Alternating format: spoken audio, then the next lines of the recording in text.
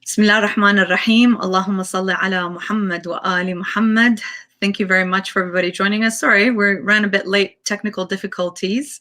I'd like to welcome you all to another Insta Ahl al-Bayt live program that we're doing with the Muslim counselor and some guests that we have from all over the world. Today we have Sister Sahar Jabir. I've been saying her name right all along, just don't know I didn't say it correctly right now.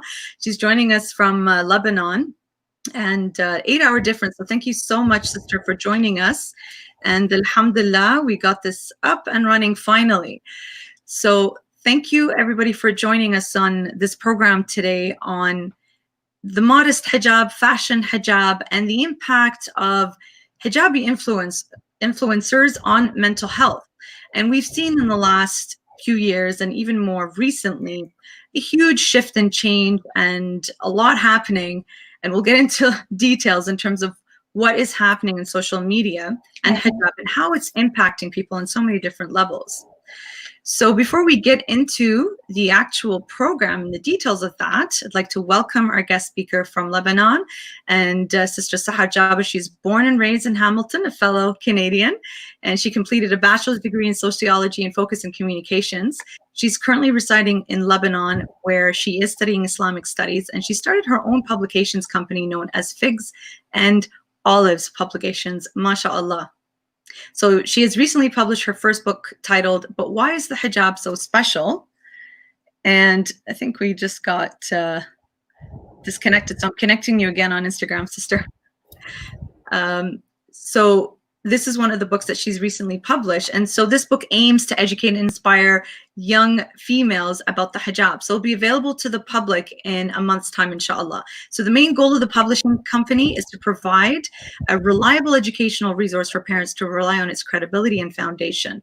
She is currently working on her second book, mashallah, which is a simplified jurisprudence book for young females and males who have reached the age of taklif in English. Her goals and aspirations in life are to empower the Muslim generation through literature and knowledge.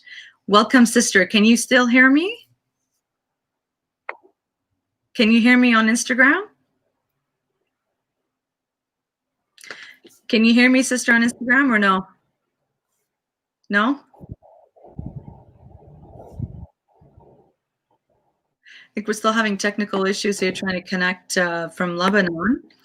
I'm not too sure what's happening there. And try again, inshallah.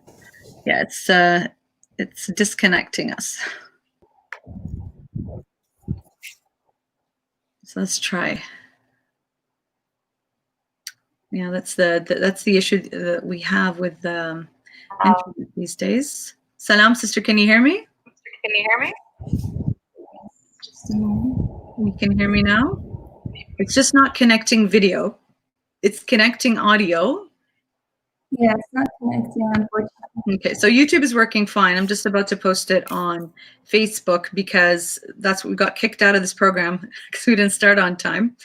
So let me just quickly post that there. Inshallah, we shall begin.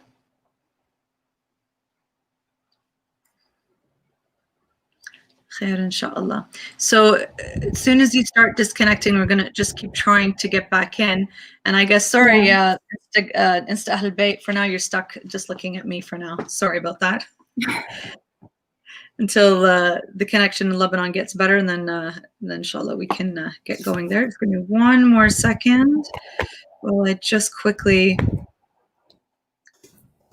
make sure that this is now up and running. So welcome to our viewers. While we're trying to figure this out, can you just let us know where you are from all around the world? So we've got Canada here, we've got Lebanon. Where else do we have everybody from?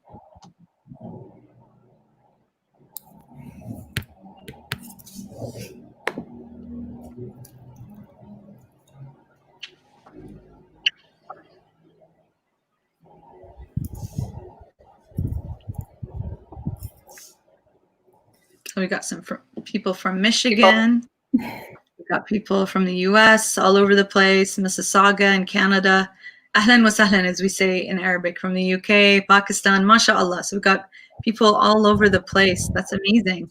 Welcome, and especially to this really interesting topic that we wanted to explore. And both the sister and I have, alhamdulillah, nawarti, ahlan wa sahlan. There we go. There we go. Is finally able to join us now.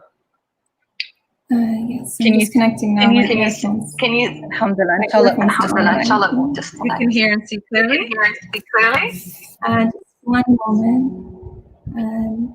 Sorry, let's try now. We can see you now on Instagram. You're very clear, alhamdulillah, as well as on YouTube as well. Okay, alhamdulillah, it's all good now. So thank you, sister. You're all clear? It keeps cutting. I'm just going to keep going now until inshallah this will stay. So both the sister and I have an interest in this topic, being women who wear the hijab, but also who have concerns living in the West and also living in our countries in the Middle East as well, and coming from that background. We've connected and shared some ideas that we both agree on, and it'll be really interesting for everybody as well to join us and explore these ideas. MashaAllah, there's been such a great response from the audience. Sent in some great questions, and we're going to try and get through as much as we can with the questions that were sent, inshallah. Before delving into the topic, however, I wanted to get into some basic... Alhamdulillah. Okay. Khair, inshallah, alhamdulillah. So we wanted to take a look at some concepts before we delve into the jurisprudence aspect, which the sister is going to be discussing today, as well as the mental health aspect, which we'll cover as well. So we wanted to first and foremost say to our audiences, in no way are we going to be playing the haram police. We're going to do our absolute best. There's no judgment, inshallah. This is a place of openness, compassion, and we wanted to explore this from these aspects, not to point fingers or judge, but to also be very raw and open and say things as they are, because I think it's time that women take the narrative back as Muslim hijabi women who practice modesty, inshallah, to create the narrative and work with that narrative, because it's very important that we explore this that way, because there's been so much in the media, so much out there in terms of hijab and the confusion around that it's impacted people on so many levels. And so we wanted to address this, inshallah, in a fair way, not to push people away, but to open the conversation, have an open heart with compassion, because everybody's going through a struggle in a different part of their journey, whether it's not wearing the hijab, starting to wear it, having doubts about it, or completely embracing it. So everybody's different with that. So this is our niyyah, inshallah, and that's what both the sister and I are hoping to achieve today. And if we do get a little haram policey, just call us out, and you're welcome to send in your questions live. We do have, mashallah, a lot of questions to go through. So we wanted to get, before we get into the jurisprudence and the questions, let's first explore the idea of the influencer. What is this concept? It's basically a person with the ability to influence potential buyers of a product or service by promoting or recommending the items on social media, right? Now, a social media influencer is a user on social media who has established credibility of some sort in a specific industry.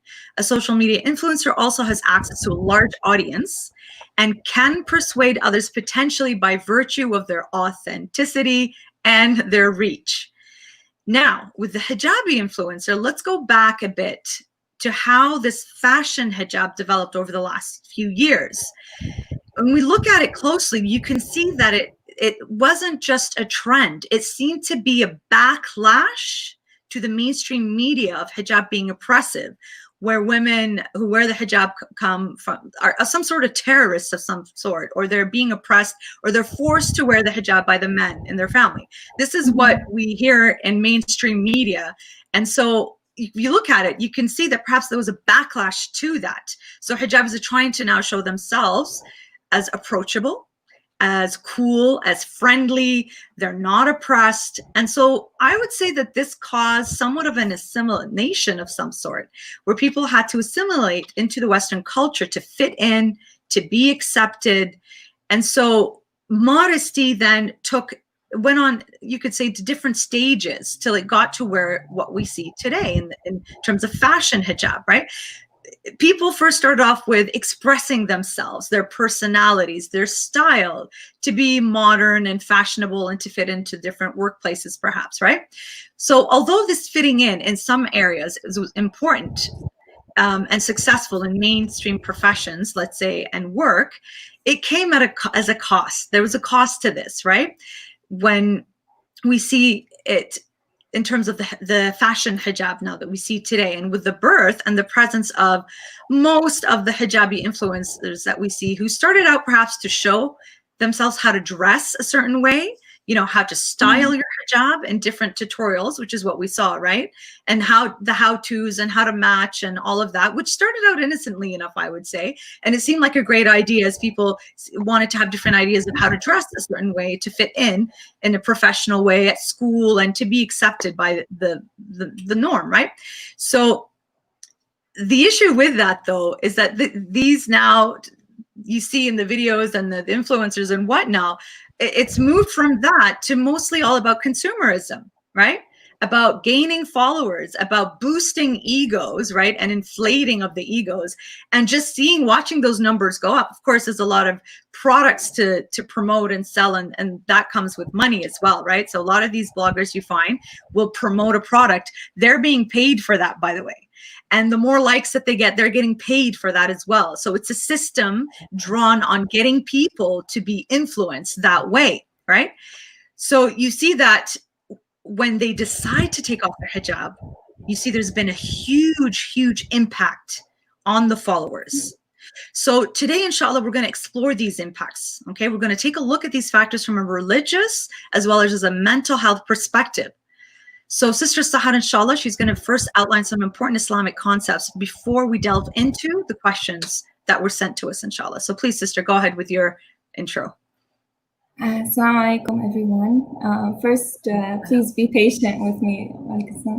Please be patient with me if my internet isn't the best. Unfortunately, that's Lebanon for you. Alhamdulillah, we got it going right now.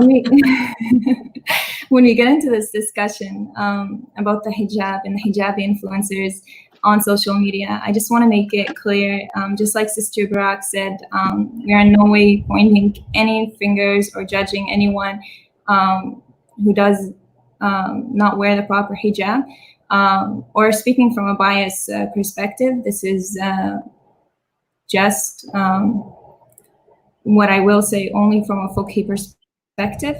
And I really want to just make it clear that it's in no way, like she said, trying to be the haram police or put ourselves over anyone else. Rather, I really hope that this discussion can challenge your thoughts and make you ask yourself questions, and make you ask yourself whether or not you're wearing the proper hijab, whether or not your family members are wearing the proper hijab, and whether or not the environment that you're putting yourself in, the social.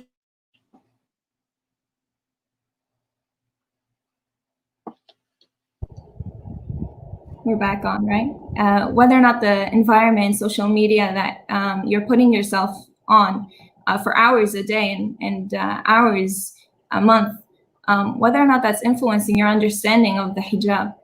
So from a jurisprudential standpoint, the most agreed upon understanding of when a woman should wear the hijab is 8 years, 8 to 9 months. And that's based on the lunar calendar. So the hijab starts from then for all women. It should start from then. And the hijab's requirement, there isn't, say, like a one-line explanation of exactly what the hijab's requirement is. Rather, it's an understanding of what the hijab is. So the hijab's requirement is that the hijab completely covers all of your hair. It has to cover your chin. It has to cover your neck. It has to cover the rest of your body, including your ankles, including your wrists. So except for your hands, really, and your face. And your feet? That means, and well, your feet has to be, you have to be wearing socks. Well, it depends on the scholar that you follow. Yeah, whether he allows for your feet to show. But most acceptable understanding would be that your feet should be covered with socks. So that, like, just basically hearing those obligations and requirements, it automatically eliminates types of hijabs that are worn. It automatically eliminates the turban hijab. It automatically eliminates the hijab that have earrings coming out of them. It automatically eliminates any hijab that shows your neck, or any hijab that is very loosely worn without any caution and focus that the hijab is going to stay in place. That's just based on the obligations of what the hijab needs to be. Now, when you come to the wider spectrum of what the hijab needs to be, the complete hijab now includes that you have to not be wearing something that's very decorative. So, and in Arabic, it's known as zina. So, and what do we mean by decorative? As in, a sparkly beaded hijab, or clothing that's really going to make you stand out and appealing. Yeah, bring attention that is not necessary for the strangers to see. Secondly, when it comes to the hijab, your clothes have to be loose. It has to be garments that don't show your body figure. It can't really try to focus whether or not what type of body figure you have. And so in Arabic as well, it's known as fatfad, where the garments have to be very loosely worn, very breezy, let's say, but it can't be something that... Not where it's showing the parts of the body, the curves of the body, basically. The curves, exactly. The areas of the body that need to be covered can't be shown. And this is not your opinion, sister. We want to make that clear. This is not your opinion. Where are you getting this information from? This is all based on what the hadiths tell us, what we know of Sayyidah Zainab and Sayyidah Fatima of their hijab. And if we're all trying to become closer to Sayyidah Fatima and become closer to Sayyidah Zainab and Sayyidah Maryam and Sayyidah Asya, all of them wore this type of hijab, and they wore the abaya, the abaya ras. The head abaya, yeah. And we'll talk about the abaya a little bit more later, because obviously in the Western context, it's not going to be something that most people would want to wear, let's say, right? But there's a lot of people who do choose to wear it, and somebody asked about that, and we'll get to that in a little bit. Also, this context is coming from the Holy Quran, and there's been interesting discussions around that, but that's not the focus of our conversation today. But there's a lot of interpretations, you could say, around the ayahs from the Quran that discuss the hijab, right? I know, sister, you got cut off again here, not sure. I'll just wait for the sister to get reconnected. Oh, she got kicked out there, so we'll just wait for her to get back in. That's the challenge when you try to get people in different parts of the world where the internet, let's say, is not as strong as it is here. So I'm just going to reiterate what the sister, she completely got disconnected. I'll just wait for her to come back in. That's all right. So what the sister was talking about in terms of the hijab is how it is based in terms of the wrist, in terms of the chest area being covered, the neck, the feet. This is not an opinion, okay? So this is based on the examples that are given by the Ahl Bayt alayhim salam in the Quran. So the sister, when she gets back on, she will get more into that discussion. I will leave that for her. Just waiting for her to get back on. So I know the internet is very finicky. So like we were saying earlier, we're not here to judge people. And somebody mentioned a really good comment here, and I'll just read that out loud. It says, as Muslim women, we want to speak about these topics and how it's shifting, with the trends, moving away from understanding what hijab is. However, we no longer have a platform to openly discuss, I guess, without being shamed or judged. And so we want to be able to create that platform where we can talk about these things. I've noticed in the last few years that whenever a sheikh or a male scholar or anybody has mentioned anything about the hijab, there's been a huge lashback from the sisters and saying, well, how dare you say these things? Who are you to talk about hijab? You're a male, et cetera, et cetera. And I've seen that recently too. When somebody had mentioned from the community talked about hijab. So sister's coming back in.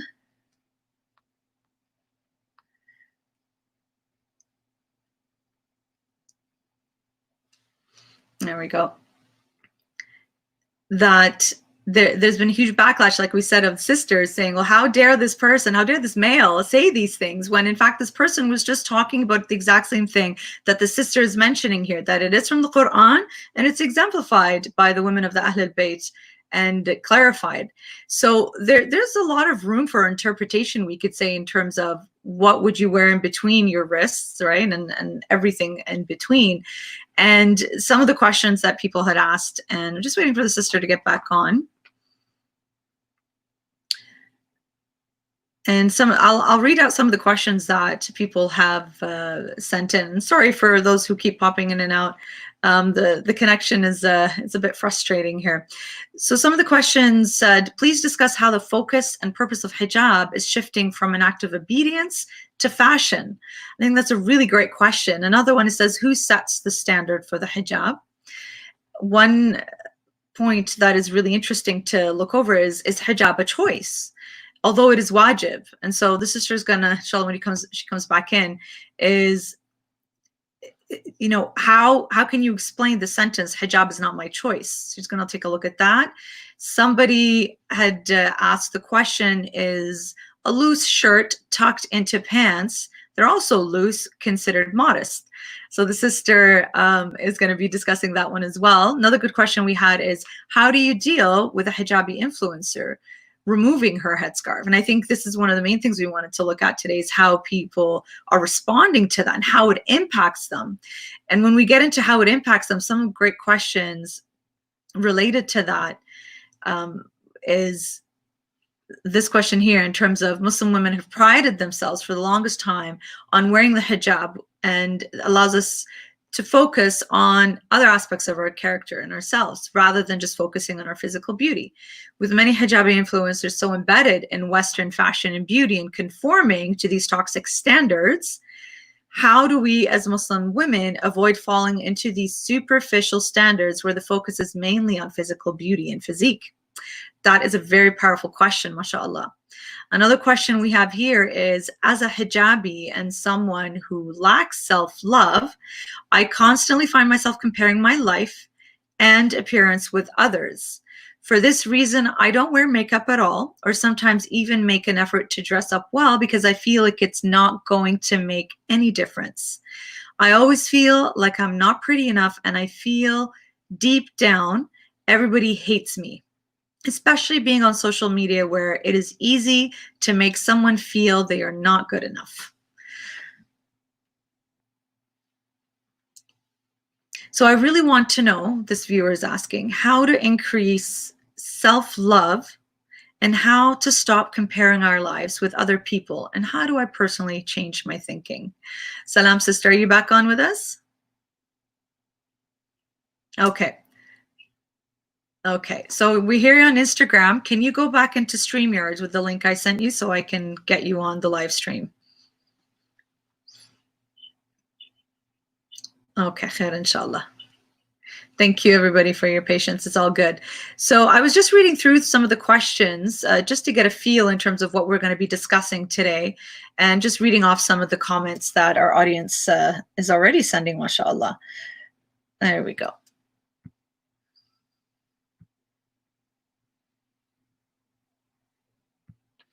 All right, sister, you just want to unmute yourself.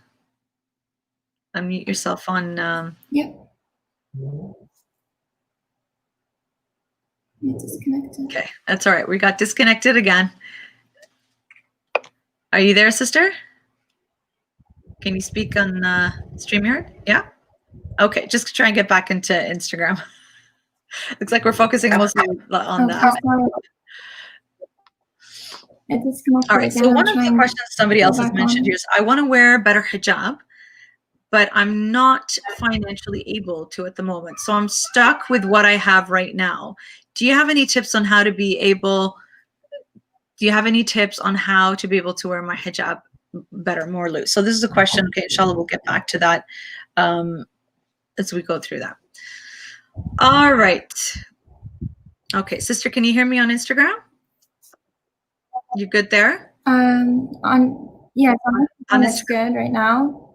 Yeah, okay, we're good on. We're good there. Khair, inshallah. Hopefully you'll be able to get in video as well. People are making comments like it's too harsh for your internet to be both on Instagram and YouTube.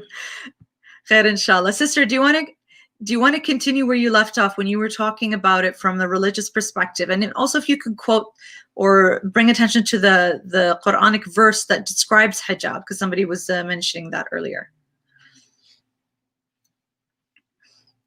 And she got cut off again.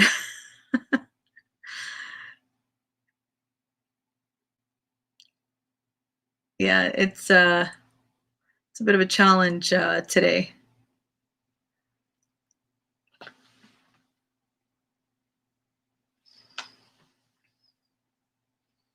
Even though we're using, we're doing this later on in the evening, I imagine that there wouldn't be as much, I would imagine there wouldn't be as much load on the internet, but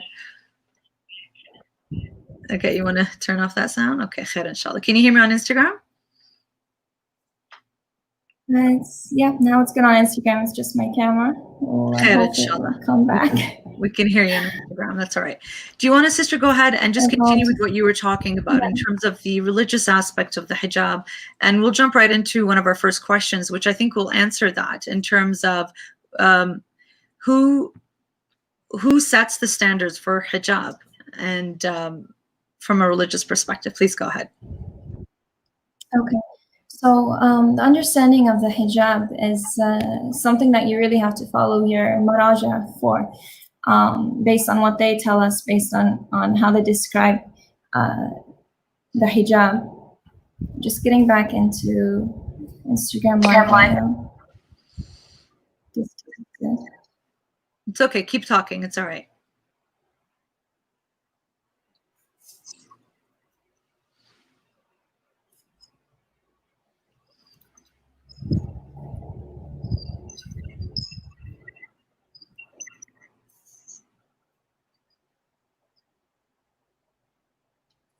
Sorry, can you hear me now?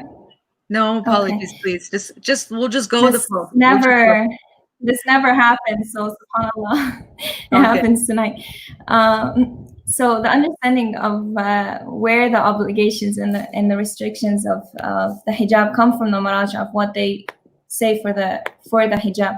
But if someone wants to know from the Quran where it says for the Muslims to wear the hijab, it's in Surah Al-Ahzab.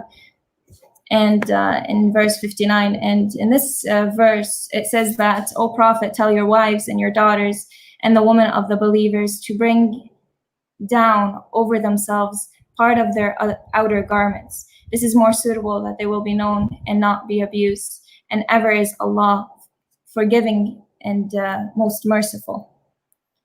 And so when we talk about this, sometimes what they actually have as the description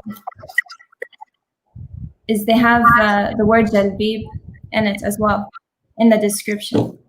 And when they say this in the description, the term jalbib, they're referring to loose garments. And so in this, what they're saying here in this verse is that they not necessarily say the word hijab, but the understanding is that they cover themselves. The understanding is that they place clothing over, in a sense which is the hijab, which is the abaya. Okay, and so with that understanding, there is a bad connection. So just bear with us with that. Just ignore it. If it happens, we'll just keep coming back in. As long as you can hear the sister, then we're good. So the idea here is because there's been much room for interpretation with that. A lot of people have come up with their own interpretation in terms of what that could actually mean, which I think has led to a lot of what we see today, where initially the purpose of the hijab was an act of obedience to Allah subhanahu wa ta'ala. So with that in mind, this question here, please discuss the focus and the purpose of the hijab as it's shift from an act of obedience to now as a form of fashion. What are your thoughts on that, sister?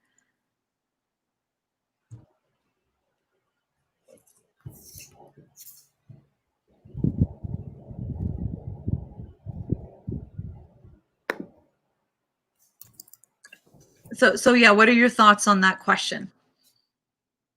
Parental, just the internet disconnected with that. I couldn't hear the question. So it's on If the my screen. face zooms out, that's all. That's all good. So the question is, please discuss how the focus and purpose of the hijab has shifted from an act of obedience to Allah subhanahu wa ta'ala to fashion, almost astaghfirullah, fashion gods, you know, like it's shifted to that direction now, as opposed to how we dress. So what are your thoughts on that?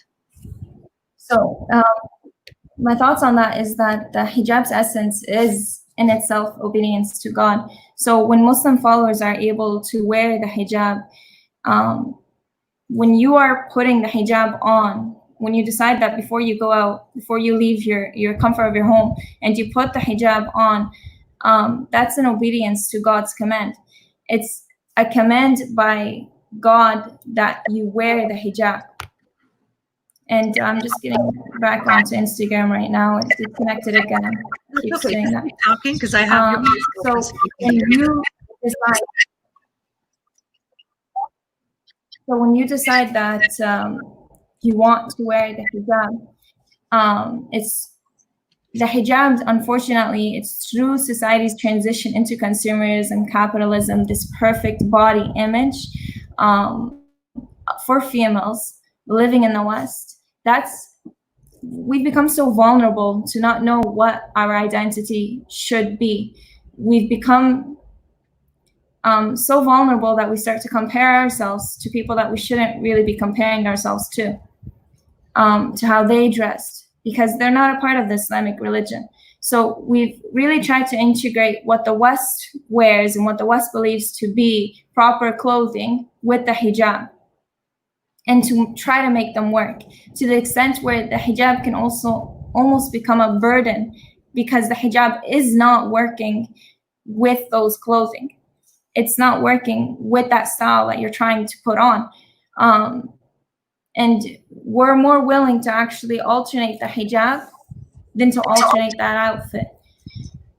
And the other unfortunate thing is that we're really seeing the hijab as merely a scarf that we wrap around our head, rather than a complete outfit.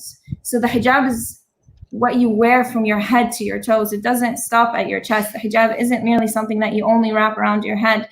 And so the main issue is that we're not complying to the correct restrictions of the hijab, and we're alternating what we need in order to make our clothing more fashionably acceptable.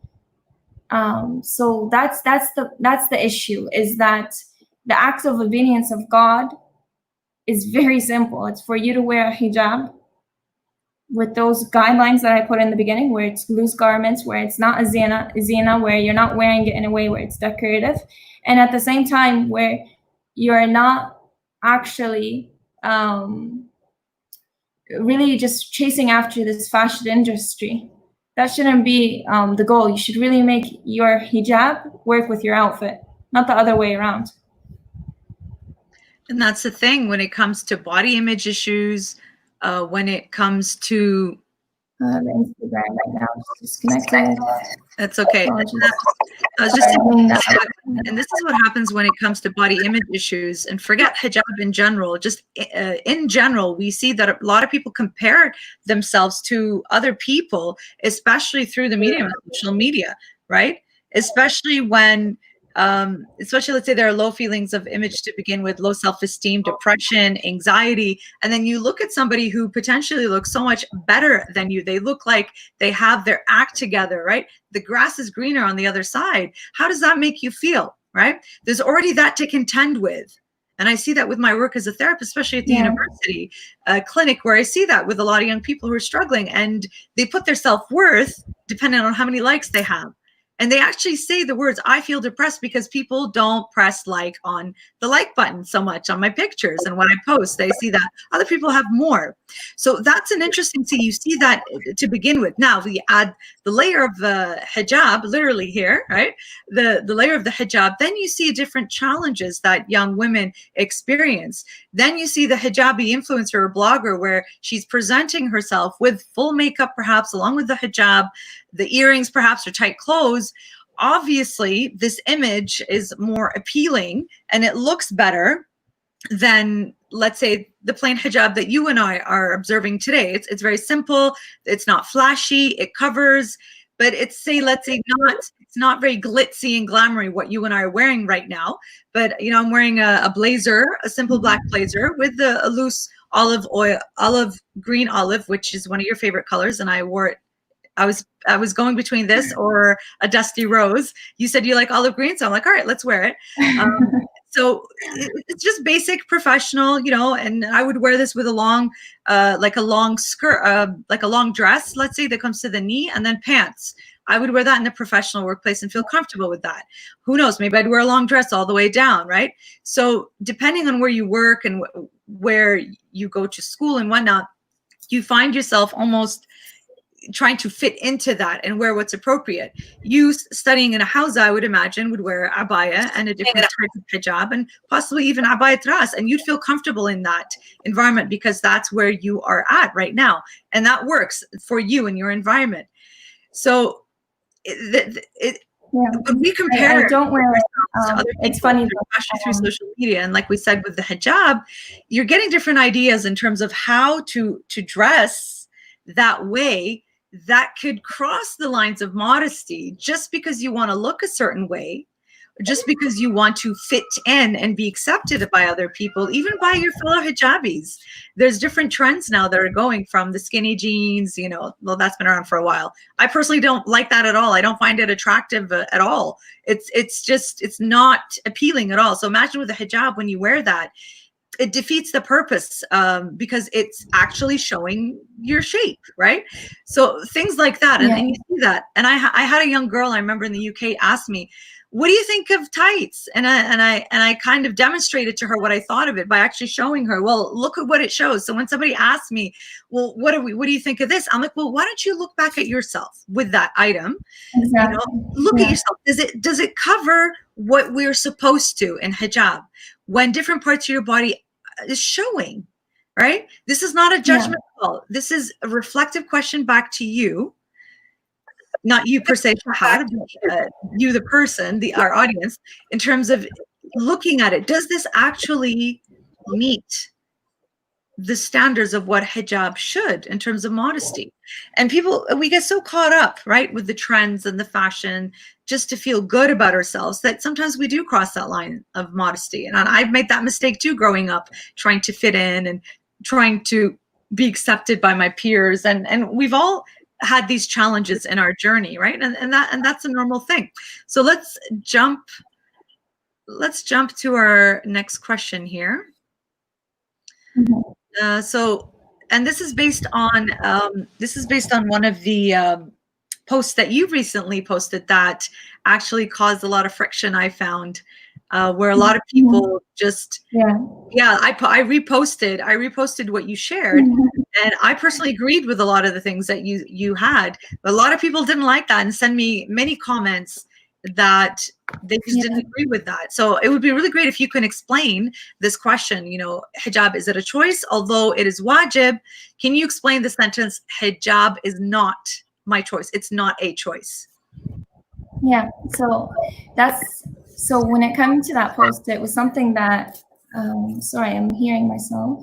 I turned it off. When it came to that post, when it came to that post, it was something that was really frustrating me for the longest time, because any single time you ever hear someone call someone out as being oppressive, like women who wear the hijab are oppressed, they instantly say, no, I'm not oppressed because it's my choice. And so let's clarify. Let's clarify the word choice. Because when you look at the word choice, what you're really saying is that the hijab is something that's not a subjective thing that you decided to wear. It's not. It's something that is objective in Islam. It's something that has a role. It's something that is obligated on us, on every single woman. You not wearing the hijab is a sin. That means that there's a repercussion for you not to wear the hijab. That means you have to expect that you not wearing the hijab might lead you to somewhere you don't want to be in the hereafter. And so at that point, you really see that the hijab is not a choice. What your choice is your choice is whether or not you want to actually obey God in wearing the hijab, or you want to disobey God and not wearing the hijab. It's very, very simple like that. It's more complicated when we make it ourself, when we make it our choice. Because when you're making it your choice, you're now telling me that because it's subjective, you're now telling me that you're capable to decide how you want to wear the hijab. You're capable to put the terms and the legislation. You're capable to tell others how they should wear the hijab, and that's incorrect. It's not something that you're able to control. The hijab has its own rules and restrictions placed by God Almighty, and if you wanted to follow, then you're following your free will to obey God. And if you're deciding you don't want to follow, then that's as well your free will. And at that point, you're disobeying God. But it's not a choice to wear the hijab. Just like it's not a choice to pray, it's not a choice to fast, it's not a choice to pay khums, 20% of your saved income yearly. It's not a choice. You will have repercussions for those. It's wajib. It's wajib, but you choose if you want to follow that or not. To obey God. Yeah, you choose if you want to obey God. But the hijab is not something that, I think I will wear it when I'm 21. Well, that phase between 9 and 21, that, has an outcome. And God is all forgiving. I don't mean anything. I don't mean to point to any other woman out there at all. But you have to understand that every single thing that you do in this world is a decision, and God is all forgiving. God is all knowledgeable of where we are in our lives. But there are things where if you don't pray for 10 years, then those prayer are now obligatory on you to repeat. There's repercussions for every single action that you do, and the hijab is just as similar. The hijab is wajib. It's something that we shouldn't take lightly, because when you say it's your choice, you're almost telling your children that when you turn 9, you get to choose if you want to wear the hijab.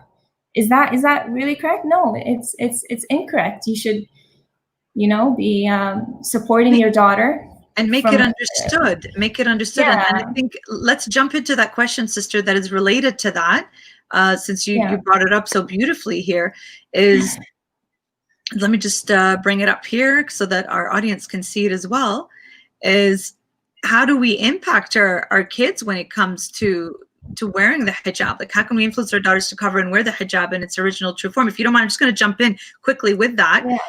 And having a 9-year-old daughter who, mashallah, this year, she decided to actually put it on herself. And I would say, alhamdulillah, and I would say it had to do with the influence on her by her environment and our family. Yeah. And the idea here, it didn't start, okay, you have to wear hijab. God says you have to wear hijab. Do you want to put it on or not? No, it started before she was born. Because in my head, I knew that I wanted to groom and encourage her to love the hijab. You want to provide the environment. Exactly.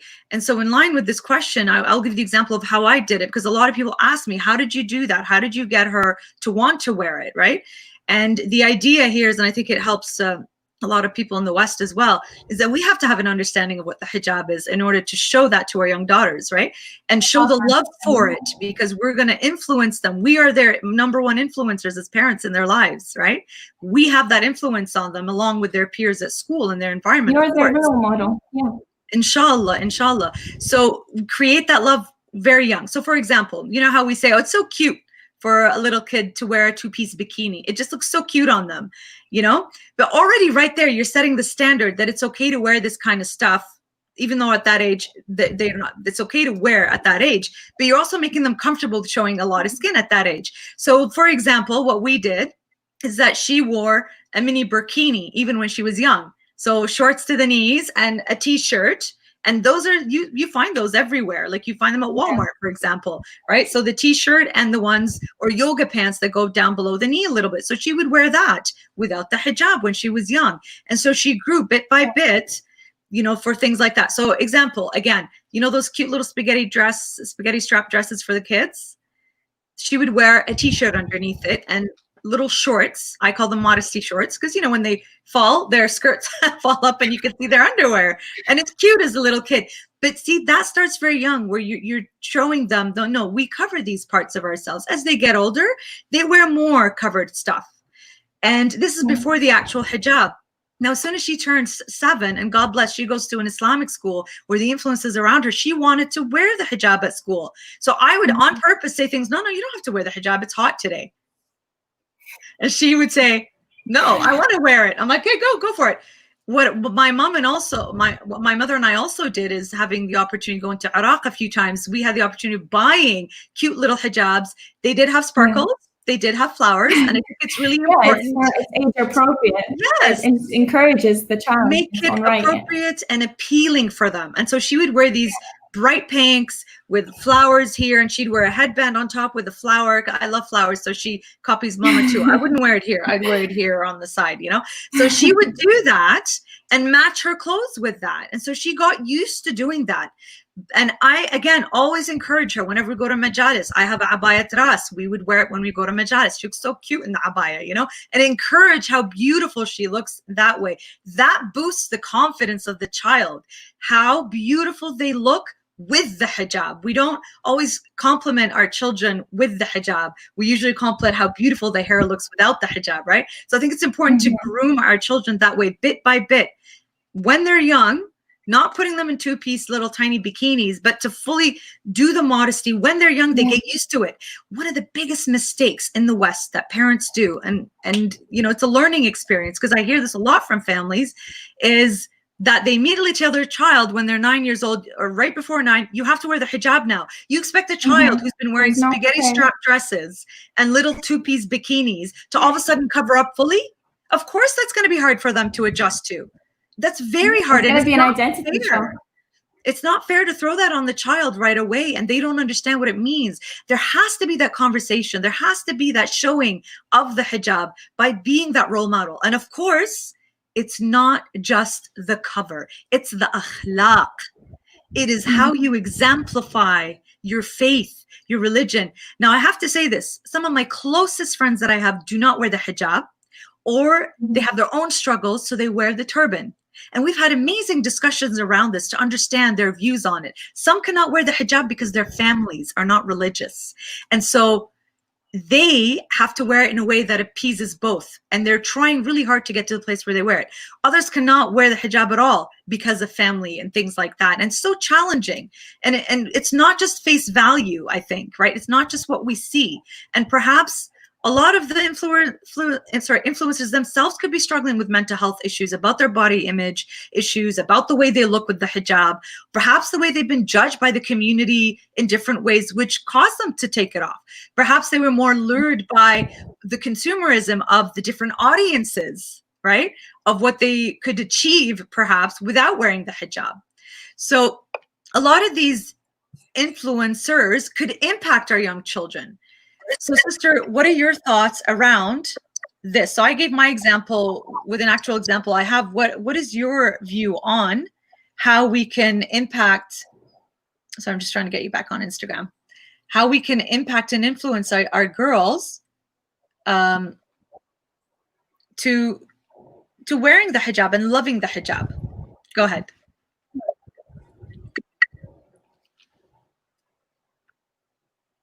Go ahead. Okay, thank you. So when it comes to, you really hit it on the spot. You really said everything that there needs to be said, because when it comes to understanding children, every single soul in Islam, it's understood that they have a fitra, that we have this soul within us that is pure, that we're born with this pure fitra from God.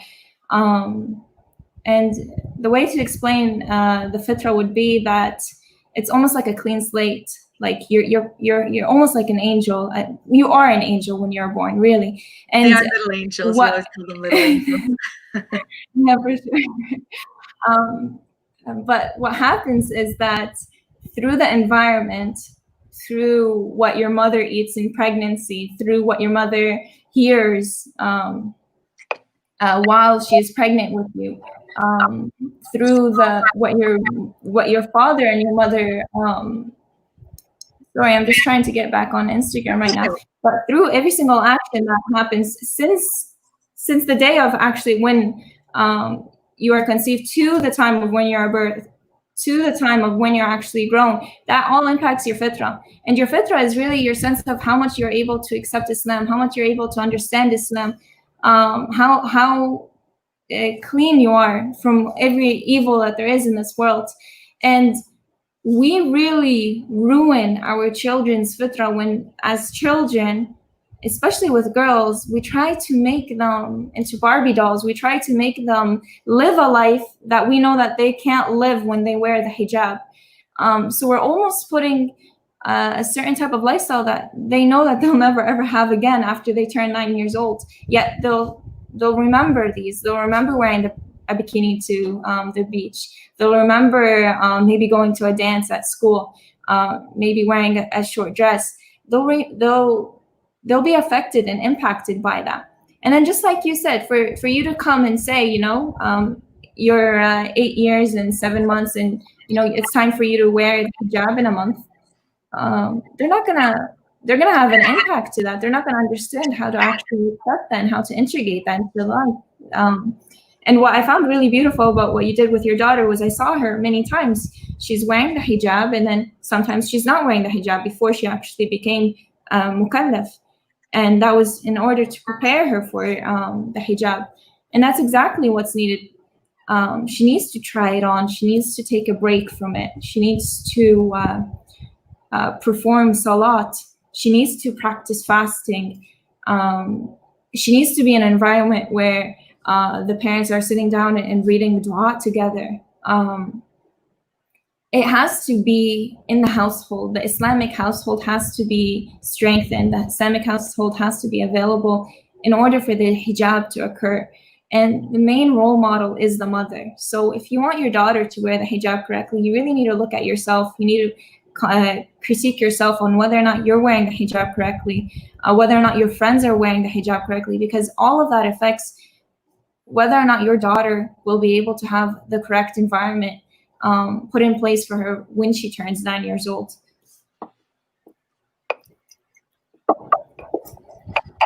Absolutely, and these are great points that you bring up. It's part of that grooming early that we need to do to create that love, to create that appreciation very young.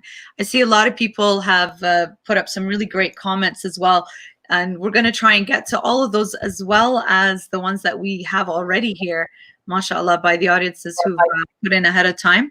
So I'm just going to jump to the next question. And so this is a technical question, and I'll give my fashion opinion on this as well. So I'm going to ask you, sister. So the question is a loose shirt tucked into pants that are also loose considered modest? What are your thoughts on that? Well, you have to come back to the idea that the hijab is not only a scarf that you wrap around your head.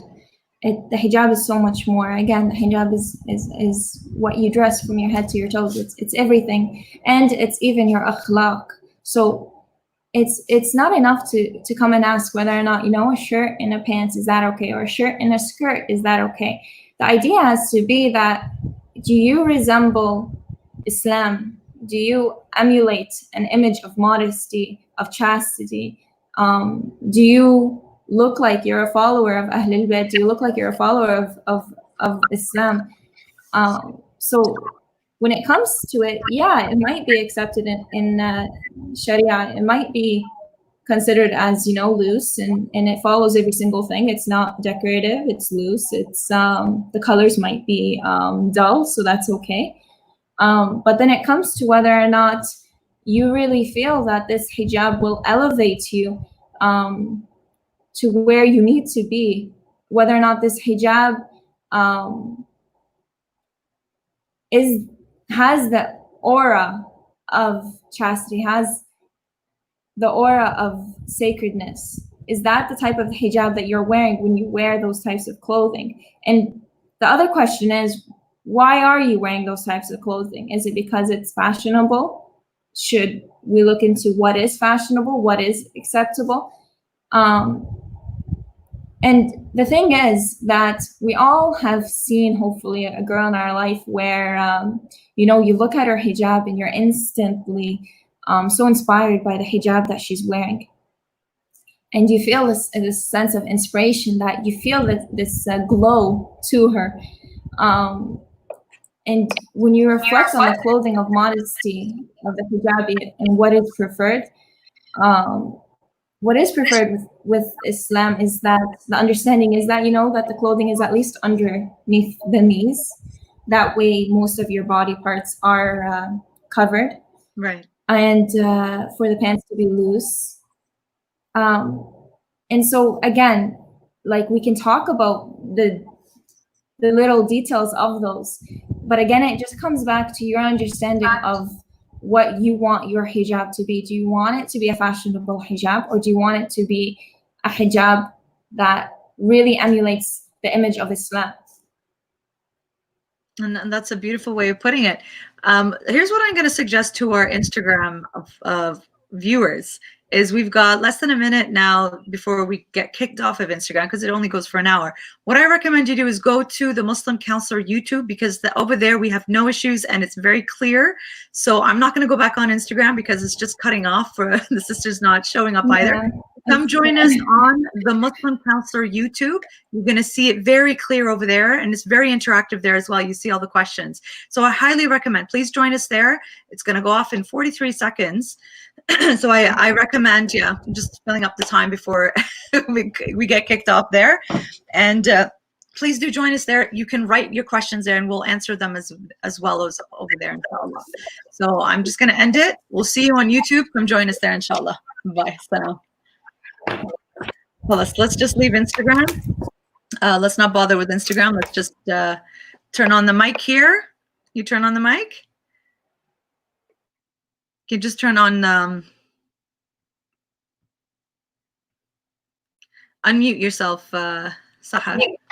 Okay, Yeah, so let's just I'm stick through here. Let's just leave Instagram. People can come join us here now, and let's just stick through here because it's just cutting off too much and distracting the beautiful discussion and the flow of it. So I'm going to add my 2 cents to this. I may be a little bit less diplomatic, let's say, than Sister Sahar, which I'm known to be as well, just saying it as is. The sister said it very delicately. May I just bring your attention to those different body parts of ours in that region, in the front and the back. When you have a shirt that's tucked in, you're bringing attention to the waist and the lower parts of our bodies, which as females on behind can be very attractive, to say it diplomatically as well. So even if it's loose, it's still bringing attention to the waist, and it's still bringing attention to that region. The whole point of when you are wearing the hijab that is modest is that it covers and it takes attention away from those body parts. Attention to your face, to your character, to who you are as a person, not to your different body parts. So when people ask me about, oh, are skinny jeans okay? Or if I tuck in a pants in here, again, I reflect the question back to the person. Look at yourself in the mirror. What do you see? Answer the question, does this truly cover what I'm supposed to cover? So we've answered it from the jurisprudence point of view from the sister. I put my 2 cents into it, but I also reflected back to the person who's asking these questions.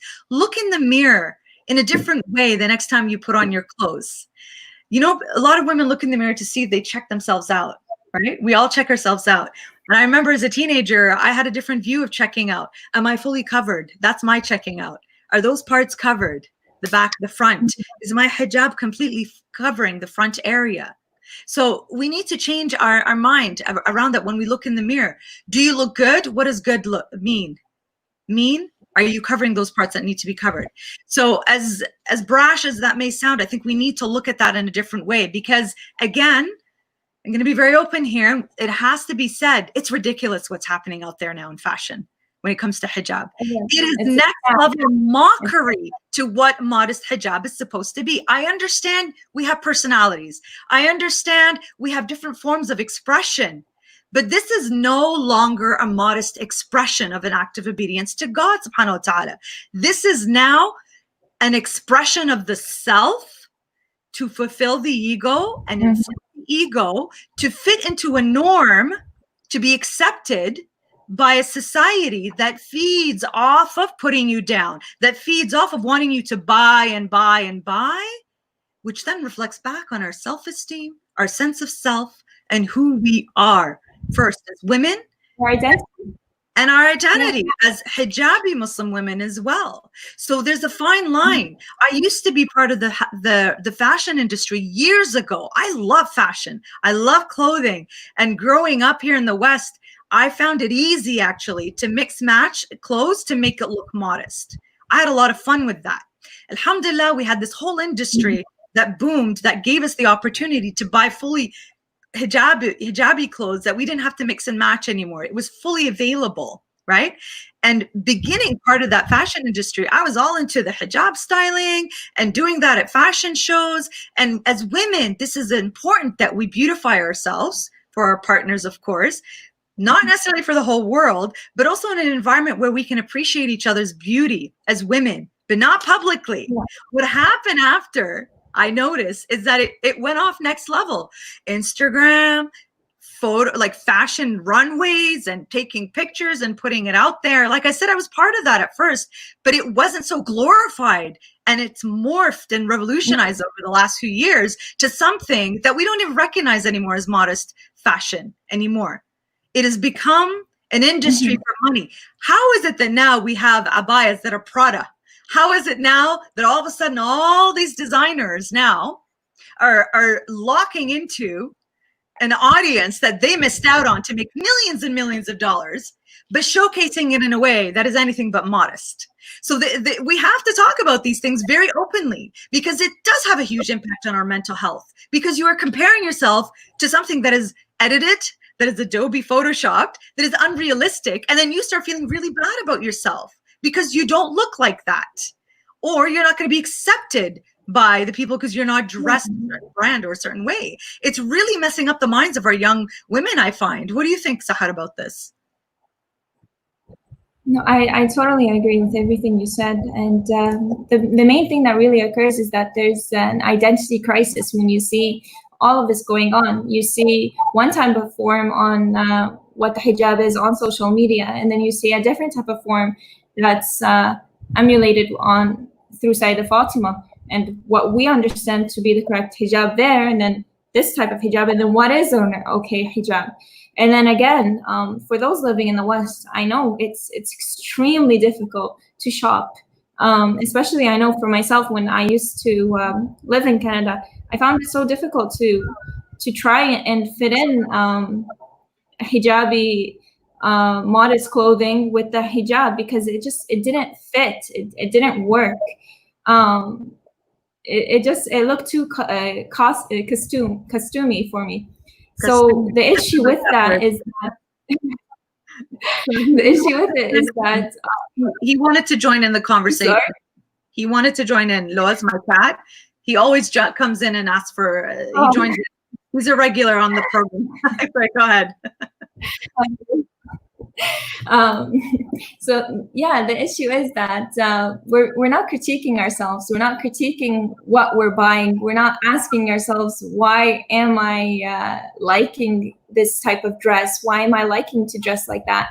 Why do I want to wear shirts and pants? Do I really feel like when I'm wearing that I am trying to represent Islam, or do I feel like when I'm wearing that I'm trying to just fit into what the status quo is?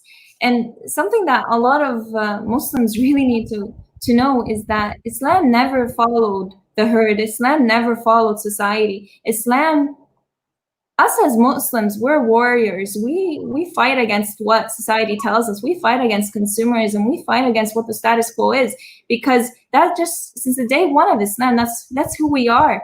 And we really need to recognize ourselves as warriors, because when we do, we'll be able to understand that wearing the hijab is difficult. Wearing the hijab has never been easy in the West, and it will never be easy. But that's just a part of the greater plan of Allah. That's just a part of us being able to strengthen our Islam, our faith, our reach to our perfect self, which is the ultimate goal. So the main purpose is that when you try to look at an outfit, really think about it, really critique yourself for it first. Could I have worn it in a more modest way?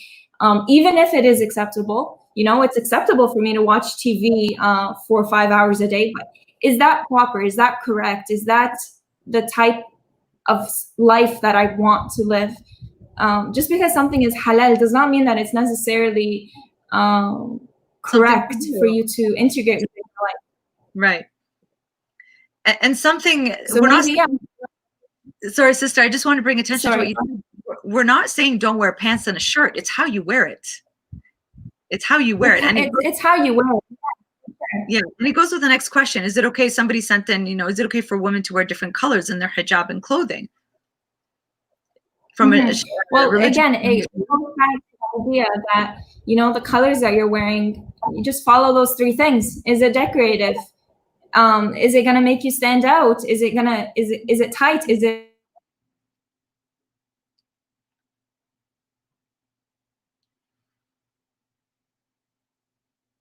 we froze here a little bit.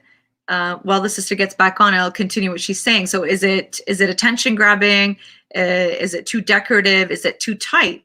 So if it doesn't, I mean, it's beautiful in the sense that it's doing the job of covering, but not too attention grabbing, then it should be okay. I'm just going to go on to the questions here that people have been asking here. What is your perspective with fashion makeup in public? Is this against ruling of the religious hijab? This is not my opinion. This is things that I've read and spoken with scholars, and the sister, inshallah, when she gets back on, she can fully answer it as well. You're not supposed to wear makeup when you go out in public, because you have everything else covered, and then this is what's showing. And imagine you put a certain amount of makeup on your face, you're bringing attention, and you see that the joke of matching your lipstick color to your hijab color. It just doesn't go. It just doesn't make sense if you think about it, right? The kind of makeup that you wear on your face could be a little bit of foundation under your eyes. I'm not giving a religious perspective on this one, but a lot of women will wear that because they've got, bags under their eyes, or a little bit of mascara because they feel that they look dead, look really tired. If it's natural, a little bit of powder because it's oily skin, that's not really going to bring kind of attention as though wearing makeup as though you're going to a wedding. There's a huge difference in that. I see a lot of young women, forget the hijab again here for a moment, but I see a lot of young women who wear a lot of makeup because they have a low self-esteem, right? With that low self-esteem, they feel good about themselves by putting on, contouring and bronzing and highlights and the whole shebang, as though, again, they're going to a wedding. And they feel good this way. They can't leave the house unless they have their foundation on. They can't leave the house unless they have ABC on. I would say, if anything, this pandemic has taught us how to go without these things. And I've heard a lot of comments from women who say, I don't even bother with that stuff anymore. They feel cleaner without putting anything on their face when they go out. Just going to wait for the sister to come back in, and she'll give us a religious perspective on that. But I have, in the past, when I've spoken with scholars on this topic, they have clearly said that, again, depending on which marja, that there are, okay, sister's back with us. I'll just wait for her. There we go. So issues have followed us here now. So I was just answering. It's all good. It's all good. Alhamdulillah. So I was answering the question, what is your perspective with fashion makeup in public? Is it against ruling of religious hijab? I'll just summarize my answer, and you can please add to that. It depends, again, which marja you follow that will give you okay and not okay in terms of makeup. But again, I pose the question back to you. If you are fully covered everywhere else, your beautiful face is showing, and then you have, bold lipstick and contouring and highlights and eyeliners and fake lashes and all that, you were definitely bringing attention to your face when you beautify it that way. That's just common sense logic. Everything else is covered except for that. And it's funny enough, I've heard this from men as well, males who say, that just doesn't make sense. Or a sister who wears a hijab and then tight jeans and her behind shows. It's an oxymoron. So again, I pose this back to you as the audience to reflect on that. It's one thing, again, we were saying, if you've got bags under your eyes, you want to cover that, you know, a little bit of foundation powder because you've got oily skin. That's not really to beautify. That's more to polish and make yourself look more professional, perhaps. That's not the intent of the type of makeup we're describing here. What are your thoughts on that, sister? So with regards to makeup, like you said, return back to what the Majah understands. Some like completely prohibit it. Some say that if you're applying it, but it doesn't show in a way where, you know, you're appealing to others in a negative way, in a sexual manner or an attractive manner, then that's okay. So like covering a blemish should be acceptable depending on the marja. But then again, sometimes what can happen is when you're putting a little bit of cover up, okay, well, you know, my eyes look a little bit flat. Let me just fix my eyes. You know, my eyes should have did some microblading. Yeah, let me just fix them right now. You know, like you got to really be careful not to move from one thing to another thing and really stay focused. Like, okay, what am I doing right now? Am I just fixing a blemish, or am I trying to go to prom? You know, like ask yourself questions on what the intent is. You always have to reflect on what your intention is before you do something. Absolutely. Absolutely. Yeah. You know, with that idea also in mind, again, let's put the hijab on the side here, but let's look at makeup in general. What is it designed to do? Beautify, to cover blemishes, sure, make you feel better. But then you can go to the other extreme of losing your self-esteem, like I was describing earlier, that you can't leave the house without going to a full-blown wedding makeup on your face. And it becomes an addiction for people that they cannot leave the house unless they have ABC on their face. And I was saying earlier that the pandemic has forced us to stay home. We haven't had the same need to put that kind of makeup on our face, to the point that, inshallah, that we've gotten used to without having to do that. The idea here is to become comfortable in your own skin, to love yourself with the blemishes, with the scars, with the imperfections, as perfect beauty as it is. And this is hard. This is hard. Like I said, hijab aside, as women in general, we are our worst critiques when it comes to our bodies, the way that we look.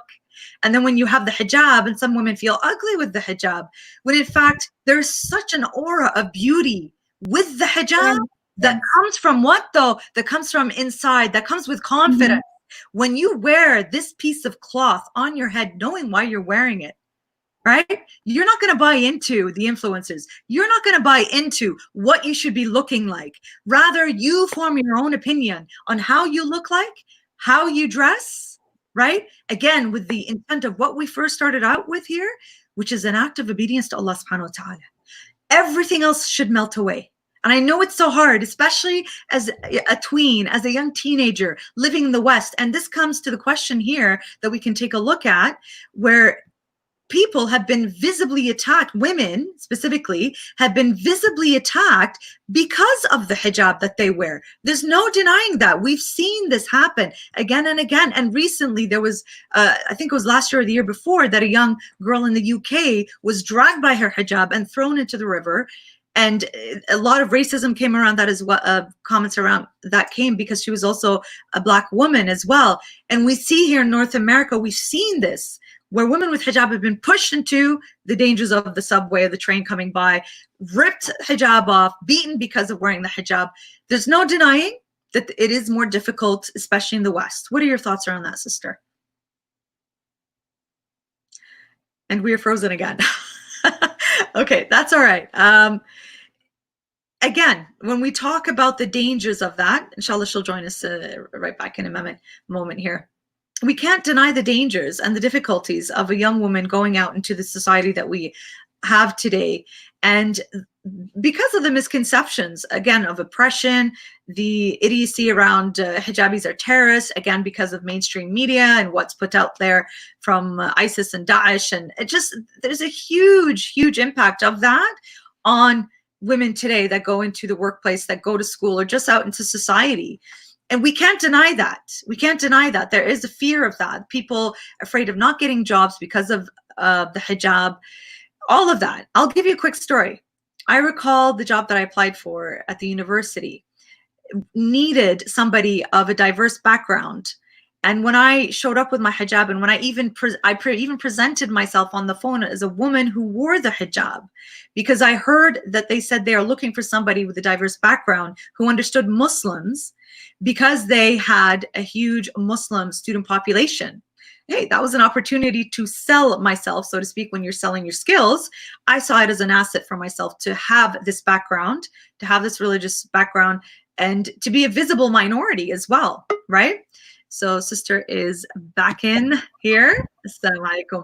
So I was just giving a story in terms of how, for me personally, wearing the hijab was a benefit for me in my work, going to the workplace, because they wanted somebody of a different background who had a Muslim background. And believe it or not, a lot of clients want to connect with somebody that they see visibly, that they understand, right? Yeah. This is not to deny the dangers. So what are your thoughts on this question, sister? Well, sorry, the issue is that it's so difficult to wear the hijab in the West, especially when you're the only girl in school, or maybe there's only 3 other girls in school that are wearing it. And a lot of us have went through this. And the bigger problem isn't society not accepting, the problem isn't society not accepting the hijab. The bigger problem is when our own community doesn't provide resources for those who wear the hijab to go to for support. So it's one problem to say that society is not accepting us in the school, and there's bullying and all of that. But then it's another problem to say that, well, where is the Muslim community? Where is the Muslim ummah to stand up for each other? Where are the brothers and sisters to be there for each other, to support each other, to provide advice, to comfort? Like within society in itself, wearing the hijab, every single person has different experiences. I've been bullied with the hijab so much as a child. Even while I was in high school, I remember being bullied just while I was going to get Tim Hortons coffee, on the street from people, strangers. And so it happens. But then, who can I put my back on? Who can I go to ask, why is this happening to me? Especially when you're not in an Islamic school. So the problem is from society, and it's from our own community, and it's from ourselves. Are we able to impact our brothers and sisters? Are we doing enough for our community? Like, should we stop expecting community to help us and actually be the community? We should really take a step back and look at the question from a bigger angle as to who's to blame really. Is it society or is it us? And when you do look at different possibilities that are contributing to the issue, to tackle it from a lobbying point of view, from policy making, from protesting, petitions, and action. We're really good at making noise, but are we really good at following through to getting things implemented? That's another issue that we have, just like we're seeing today with racism, right? So there needs to be more from our communities as putting it forward, whether it is to the authorities, whether it's to bring awareness to the authorities, boards, everywhere. And I think, inshallah, that there is an openness around that now, because there's no tolerance for this type of aggression and violence. And we are seeing it in the world that we're living in today, right? But after the voices and the protests die down, then what? This is where the real work begins, where we put into policies into play. We put punishments and consequences for those who do hurt other people. And just like you said, although I was highlighting how hijab was an asset for me in my work, I also have a history like you, sister, and we have to acknowledge that as well. Bullying, I got myself on the playground in grade 5. I was hugely discriminated against as the only hijabi amongst a Pakistani and a black student in the school, and I was the third minority. This is in Whitby in the GTA, by the way. Yeah, I'm saying it straight up. This was we're familiar with all of these places that have these issues, right? And also perhaps the way people look at us when we go out, right? With our hijabs. I remember very vividly when I was in grade 4 in Quebec, my first year in Canada, and I wasn't wearing hijab yet. I was just around that age, and my mother, bless her, she wore the hijab and a manteau. The manteau at that time, the trench coat that went all the way down. That's what she wore with the style of hijab, the Turkish or the Iranian style, where they tie it like that. That's what was the style. Now, my mom, originally from Karbala, wore the abayat ras. When coming to the West, she took that off and wore this instead. Yeah. Very different, yes. And I recall as a 9-10-year-old going out into the mall and people staring at us. And my young mind, a child's mind, was saying, we are the freak show. Yeah, you feel in sociology, like that term is known as, you're put as the other, and you're put as the others. You're put up away from society as someone to look at, and you feel like you're looked at. You feel like you're not supposed to be a part of society. And growing up with that I wasn't a part of society in that moment, you're gonna try and try to aim to actually be a part of society somehow, and you're gonna try and make the hijab force you into being a part of the society. So it's something that we really should focus on for sure. And because it impacts our self-esteem, and this is the whole reason why we're trying to talk about this from a different angle, not from a haram police or judgmental point of view, but how these influencers influence us, how we look at ourselves, and what happens when they do take it off. And so I think this is one of our questions here. Let's put it on the screen here quickly here. I don't think we have it here, but that's all right. Do you want to answer that question, sister? So I'll just read it out loud. Where did we put it? Okay, so how do you deal with a hijabi influencer removing her headscarf? What are your thoughts around that, sister? So when it comes to Islam, and especially I'm going to talk as if this is through Instagram, because this is where it really happens. When it comes to these Instagrammers taking off the hijab, there's 4 different ways for us to actually react to how this hijab, to when their hijab is removed. And so at one extreme, there's those Muslims that publicly disrespect the influencer. They may even threaten them. They ridicule them. You know, they tell them you're going to go to hellfire, but in an inappropriate way. So there's that extreme. The second type are those Muslims that try and provide the influencer with advice. They're trying to be kind and gentle and subtle about it. They're advising them to think about the hereafter. They're telling them to reconsider their actions. And those are the ones, unfortunately, that are wrongfully named the haram police. Yeah. A title that we should definitely stop using. They're coming from a place of understanding and compassion, not judgment. Yeah, it's misunderstood for sure. You have the third type of commenters who see the drama, who see everything happening, yet they completely ignore the topic, and they may share it. They may have an opinion, but they don't share it to anyone, and they just go about their own day to day as if nothing really happened, and as if, like, you know, as long as it's not affecting me personally, nothing happened. You have the fourth type that at the other end of the extreme, that say you do you, and don't judge because only Allah can judge. And so all 4 of these really need to be dissected to understand what is appropriate and what isn't.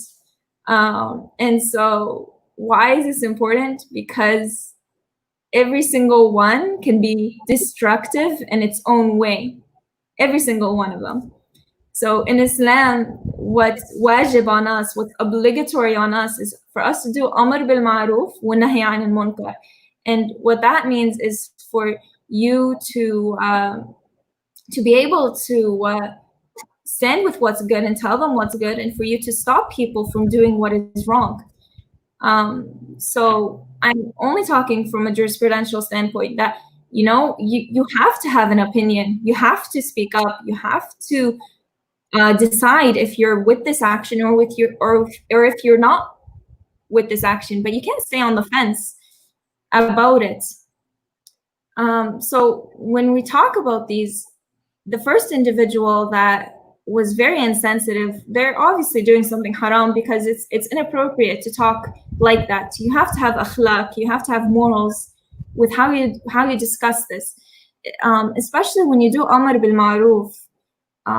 One of the requirements of it is that you privately talk to the person so that that person doesn't feel ashamed.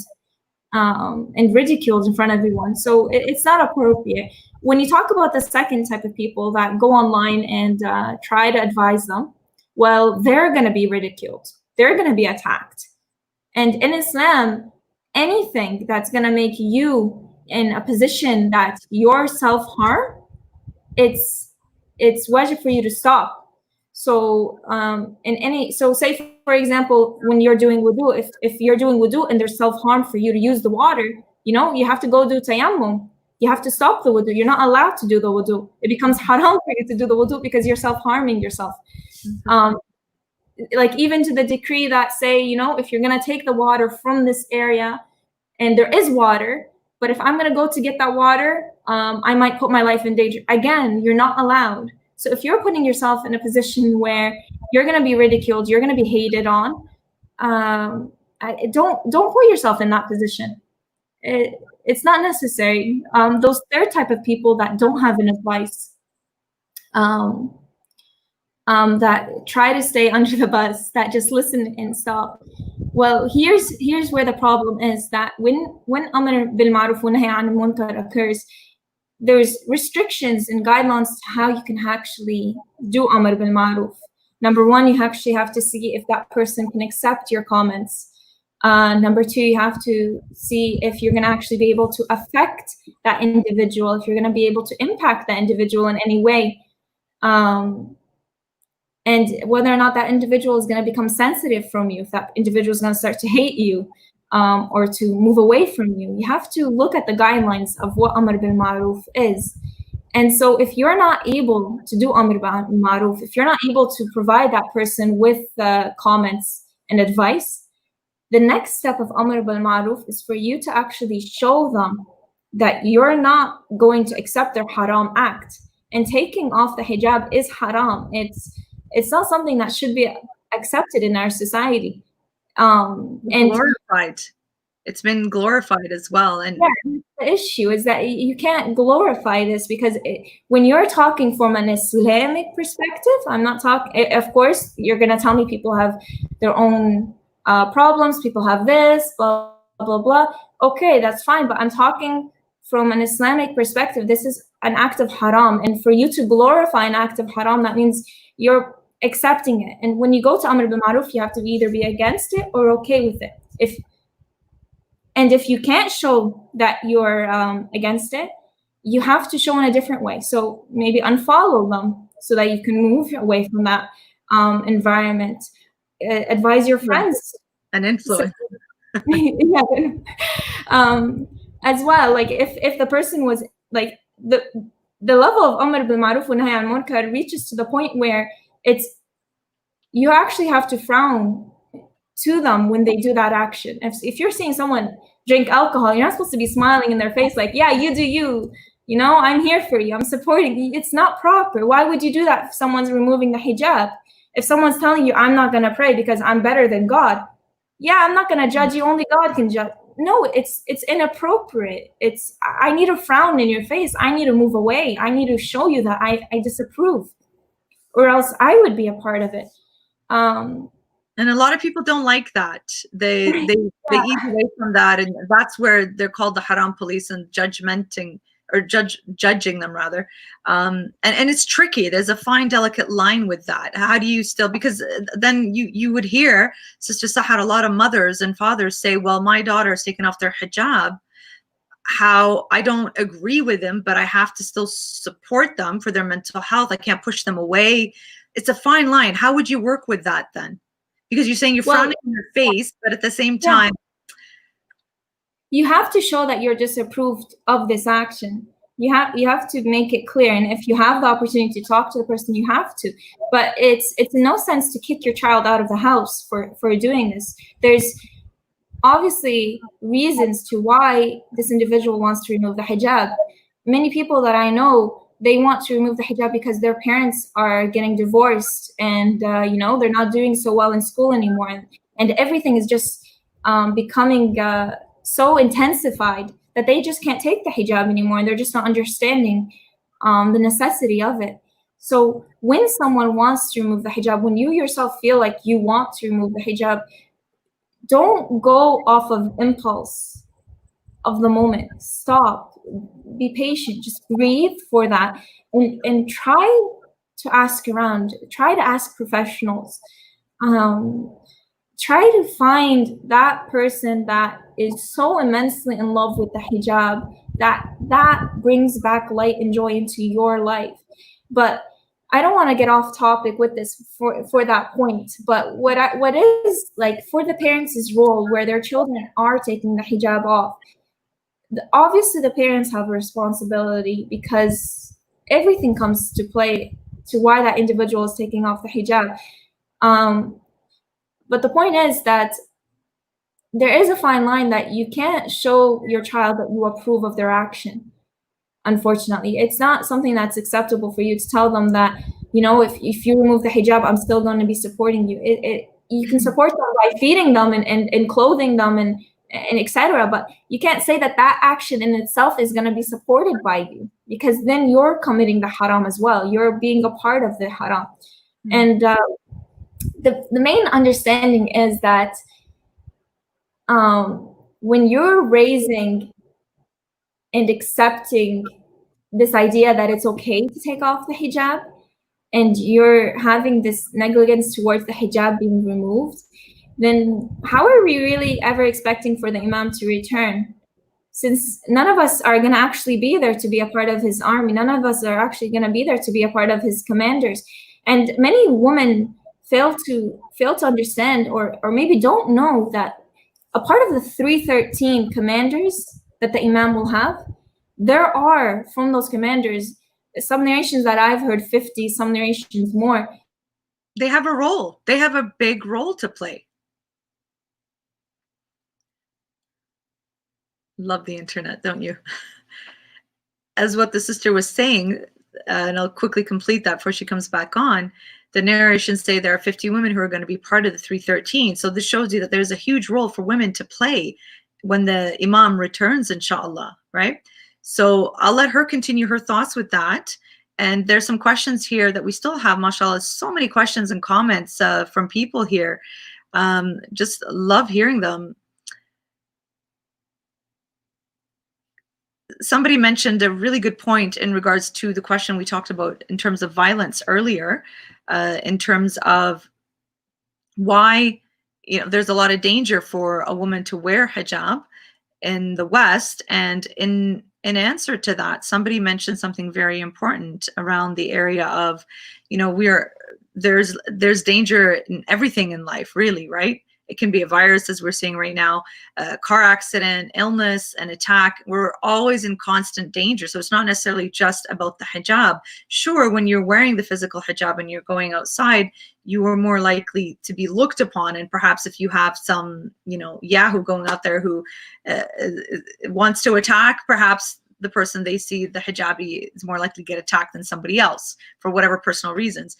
But the person who mentioned this, Sister Dunya, has a really great point when she's talking about really anything in life, there's a danger, right? So yeah, and another comment to continue here, what the sister was talking about is that women who removed their hijab should work on purifying their heart, do their jihad and nafs, auto-evaluate, auto-correct themselves every single day. And what we've seen out there right now with a lot of these so-called hijabi influencers who've taken off their hijab, what you see on the outside and how they're continuing to influence is with their rancid behavior, really, that goes against everything what they were doing before, perhaps with the hijab, right? There's so many different articles and thoughts that people have shared around that. And I don't necessarily agree with a lot of what was said in there, but some of the things that I found interesting was that these hijabis were offered promotions. They were offered money, more followers if they promoted their products, right? You see through CoverGirl, you see through other brand names where some hijabis were offered these work contracts, and they received more fame by becoming mainstream, right? Showing hijab with makeup, et cetera, et cetera. And then what you find later is that they shifted away from that audience of, you know, mainstreaming hijab, taking off their hijab, because they wanted to reach out to another audience. So they used their platform of hijab, got to another level of fame and monetary gains, and have now wanted to reach out to a further audience than what they initially started off with. When taking off the hijab, they would have access to that population, right? That demographic. So it says a lot. It says a lot there. And I've heard a lot of feedback from parents and young people who say they feel hurt, they feel let down, they feel upset, and they've taken it personally that their so-called idols here have done this. And it's so interesting when we explore that, because it's so much deeper than that. Let's look into that. You are putting this person on social media on a pedestal, and you're idolizing them, right? Because they are popular, because they dress a certain way, because they behave a certain way. You're idolizing them. You're even behaving. Your behavior is modeled after what they model out there as role models. And these are not necessarily healthy role models that you are following, right? And so when they take off their hijab, you take it personally, because you've made this almost connection, almost this relationship with somebody who is far off from you. They don't even know you. So what if they respond back or like your comment? That does not constitute a real relationship with somebody. You're truly knowing them behind the camera, right? So when they do this, you take it personally. You feel hurt. So I put the question back on you. Who are you truly idolizing here? Who are you following here? Right? So there's a lot to think about here in terms of how you connect yourself to God here through these influencers. We have the perfect role models to follow. Sayyida Fatima, Sayyida Khadija, Lady Zainab, Lady Maryam, and the list goes on in terms of people to as real influencers, as our real role models. Instead, these days, we are caught up with the world of glitz and glamour, social media, likes and following, and perhaps even during the pandemic, even more so, because there's not really much to do, right? So you get yourself hooked on to what is coming out of these people's mouths, right? You're worshiping a human being instead of God. This is what Sister Dunya just shared here with her ideas. So while we're waiting for the sister, I'm just going to read some of the other comments here.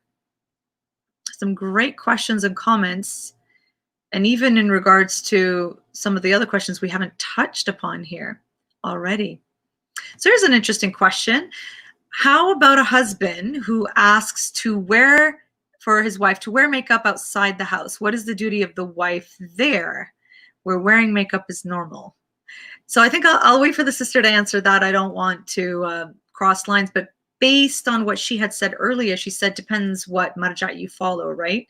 And this is a tricky question because it does involve a husband, but I would imagine if he's asking you to do something that goes against the religion, you wouldn't necessarily have to follow that, right?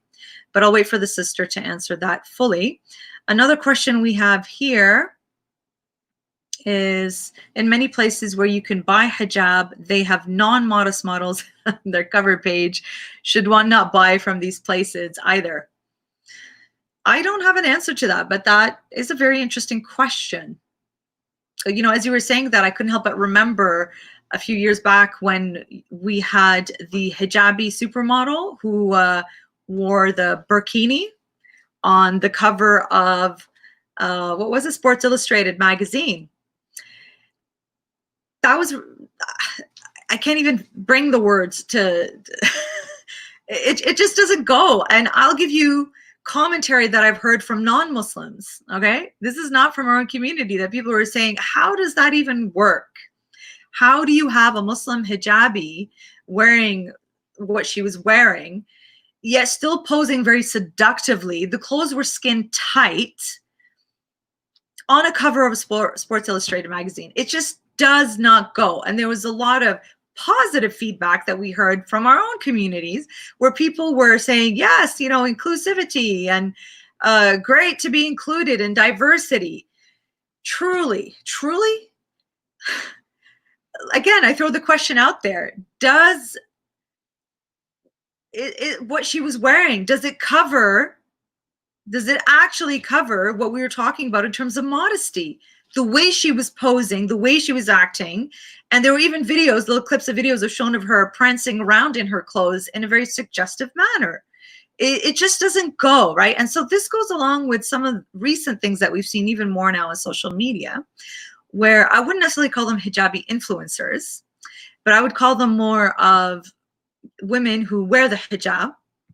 And I would say the hijab is also questionable, as it's done in a way where the front of the woman's body is showing.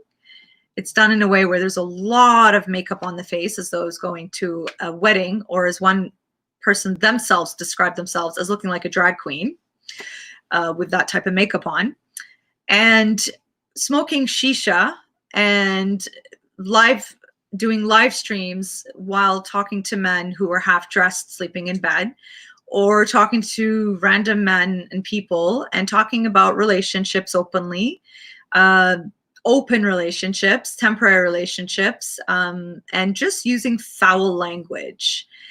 I myself saw this because I was very curious to see, you know, what is this behavior? Why are people behaving this way? What is it exactly? I didn't want to just hear it off other people, but seeing this, again, I'm not judging here. I'm not being the haram police, but I'm sure a lot of us could agree here and say, what is this? To say it delicately without using foul language myself, and having to beep here. What is this?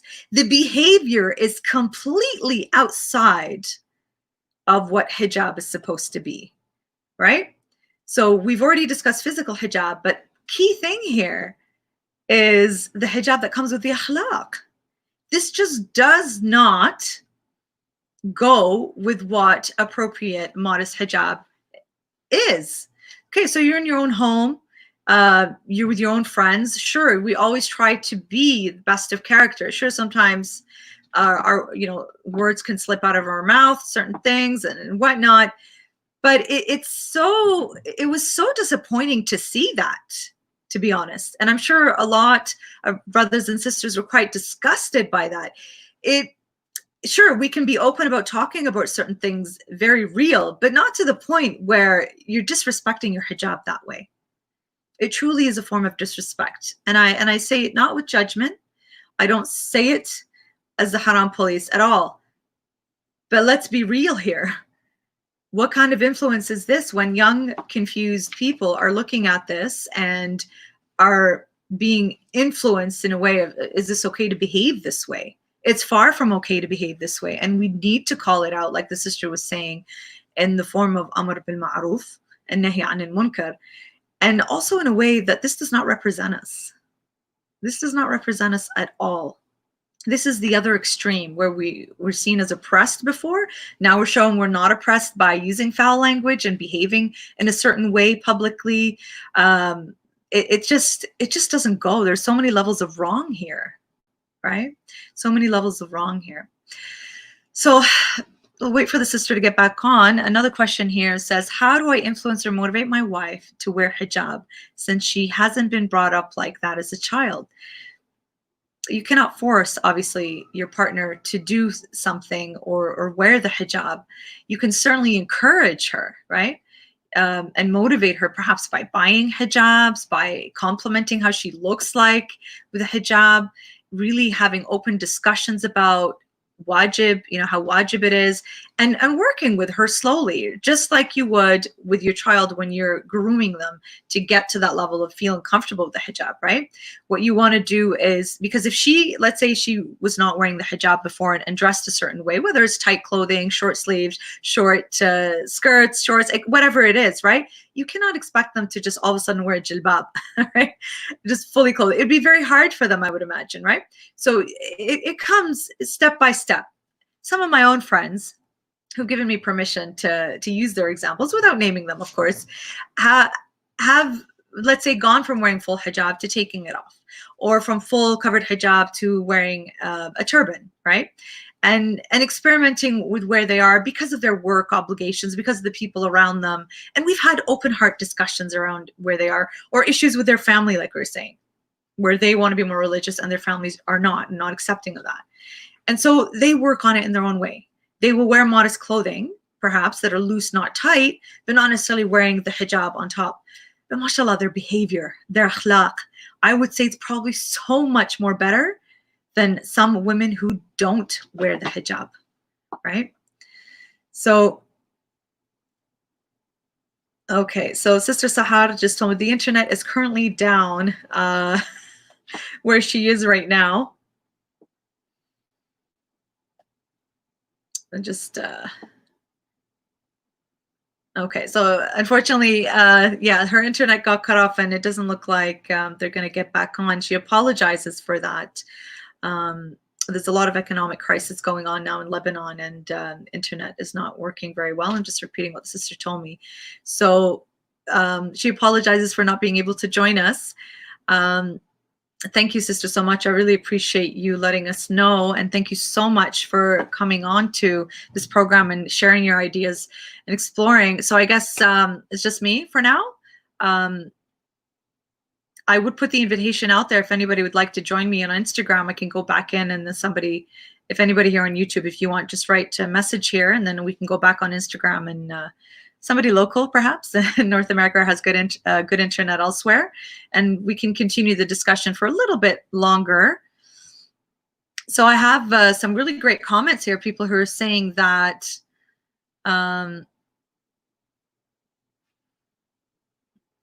there are a lot of people here commenting on the question of the husband, right? So to refer back to your marja, contact your marja and talk to them, right?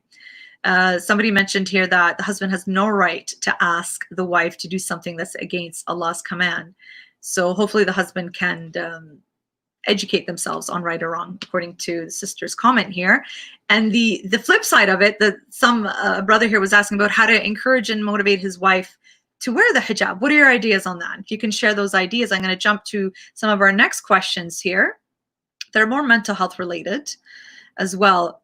Before we do that, here's another interesting question along with what we were saying earlier. Please discuss how influencers influence everything, not just the topic that is their profession. So this is something I think we already touched upon when we looked at how some women who wear the hijab, how they portray themselves out on social media, right? You've seen people, you know, sticking out their tongues, having suggestive behavior, you know, and just the way they move their body. These are all very suggestive. So it's not just their promoting products, but the way they're behaving. It's not appropriate behavior really to do in front of non-mahrams, in front of people of different faiths and cultures who look back on the muhajjaba and say, this is what the muhajjaba portrays herself as.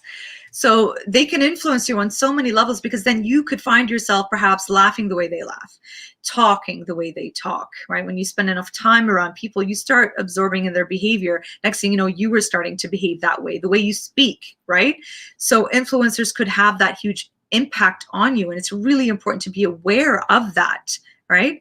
That the more you expose yourself to this type of behavior, the more that it could be embedded in you and that you could start behaving this way, which is why we always are encouraged to have asdiqa al-khair, right? To be away from asdiqa as-su, the friends of evil influence are not good, right? Because it's natural that you pick up that influence from other people, right? So a really lovely question here. I'm interested in wearing the abaya, so arras, from the head. How would one go about getting started? So this is an interesting discussion. I'll give you ideas around that, how I personally experienced that. Ever since I went to Ziyarah a few years back, after not being able to go for a long time, I mean, I have abayas here from my mother, but I bought my own, and I bought one for my daughter. And when I came back from Ziyarah, I wanted to wear that abaya everywhere I could, not necessarily obviously in public or at work, obviously, but I was wearing that abaya any chance I could at majalis, Hussainiyas, at a mosque, at an Islamic conference, at an event. I would be very careful not to wear the abaya when I'm giving lectures related to mental health, because I didn't feel that, you know, I'm worthy in the sense that I'm not a scholar or in that lifestyle of wearing the abaya to give. It's not a religious or Islamic discussion, nor am I how's it trained to wear that. But I would love wearing it every chance I could get outside of that, let's say, right? I even experimented by wearing the abaya. And if you look at on my YouTube, you'll see I've done an abaya experiment. And I did it on one of the hottest days we had here a few years ago. And my daughter hadn't worn the hijab yet, but, so she wasn't wearing it with me. But I wore the abaya to Ras, and I went around my day in the city of Ottawa, whether it was going to the supermarket or going to another store, to see how people would respond to that. And I found it fascinating that the looks that I got were not, all right, from mainstream people.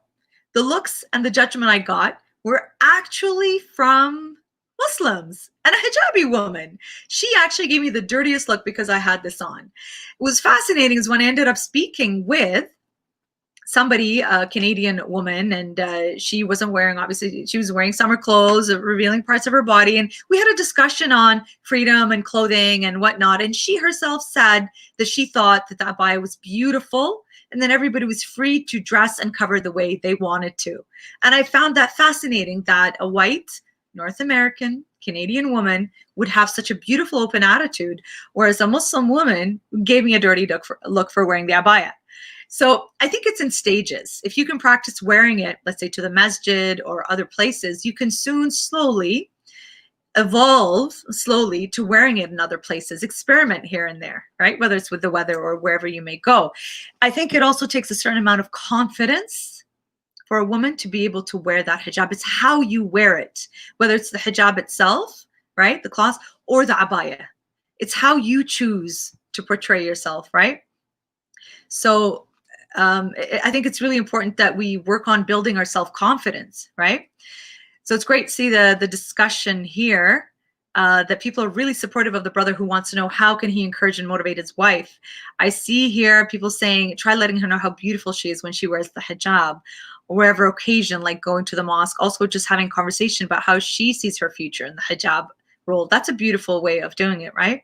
Also, somebody's mentioned explore your wife's challenges and obstacles to wearing the hijab and help her to overcome through support and practical help. These are wonderful, wonderful ideas that everybody here is sharing. Bless you all. Another question here. Let's take a look at this here. I really enjoyed this comment. So Muslim women have prided themselves for the longest time on how wearing the hijab allows us to focus on other aspects of our character rather than just focusing on our physical beauty. So with many hijabi influences so embedded in our Western fashion and beauty, conforming to these toxic standards, how do we as Muslim women avoid falling into these spiritual standards where the focus is mainly on physical beauty and physique? And I think we looked at this earlier when we want to take a look at the internal, right? The way you can look at this is this: I choose what you get to see. This is pretty powerful. Look at this thought. I choose what you get to see. You only see what I allow you to see. All right, let's repeat this again. You see only what I allow you to see. I choose what you see. So this is very powerful when we talk about self-esteem, when we talk about growth, when we talk about the hijab itself, when we talk about modesty, when we talk about your personality and how you share that with other people, right? It's a very powerful thought that we can encourage our young women to embody, whether it is wearing the hijab or just building their self-confidence, right? I share with you what I allow you to see of me. I really encourage our sisters, our mothers, our fathers, our brothers to use that type of language and encourage our sisters, whether they are in this journey of just starting out, whether they're in it, or whether they are struggling wherever they may be, right? And just really validating that. That's a very powerful, powerful thought that you could have, inshallah. Another question here. It's a very powerful question here, where it says, as a hijabi and someone who lacks self-love, I constantly find myself comparing my life and appearance with others. For this reason, I don't wear makeup. I think we did this one already in the sister. We talked about self-love here. So I really want to know how to increase self-love, how to stop comparing our lives with other people, and how do I personally change my thinking? So I can't answer that very quickly. I would say to somebody who is experiencing this is to really have powerful therapy sessions when we talk about growth and development and self-love, not from an egotistical point of view, but building your confidence to love yourself so that you can show that confidence out there, right? And whether that means embodying the hijab, wearing the physical hijab, embodying the spiritual hijab as well, right? In the acts of obedience to Allah subhanahu wa ta'ala is how you portray that. So it's really important to work on loving yourself, who you are, growing, right? There are always things within ourselves that we don't like, right? When it comes to self-esteem, right? And it could be because we've had a tough upbringing. It could be because love wasn't shown to us. It could be perhaps that we were bullied and picked on. It could be because we were told we were ugly, right? These things, of course, are going to impact your self-worth, your self-esteem, hijab or not. So it's really important that we work on this aspect of ourselves, and sometimes through therapy, right? Having a really good therapist to work through, talking to somebody that you trust, talking to somebody that can give you some really great ideas on how to grow, right? And if anybody here has some comments, I'd love to hear what your thoughts are around that, right? So some hijabis put their pictures on social media without hijab on. What is their meaning? So you're saying that people who normally wear the hijab post pictures without? Perhaps they're not actually wearing the hijab and they just have some pictures with it. I'm not sure. I'm not sure about that. That's an interesting comment. Another question here that we had is this one here.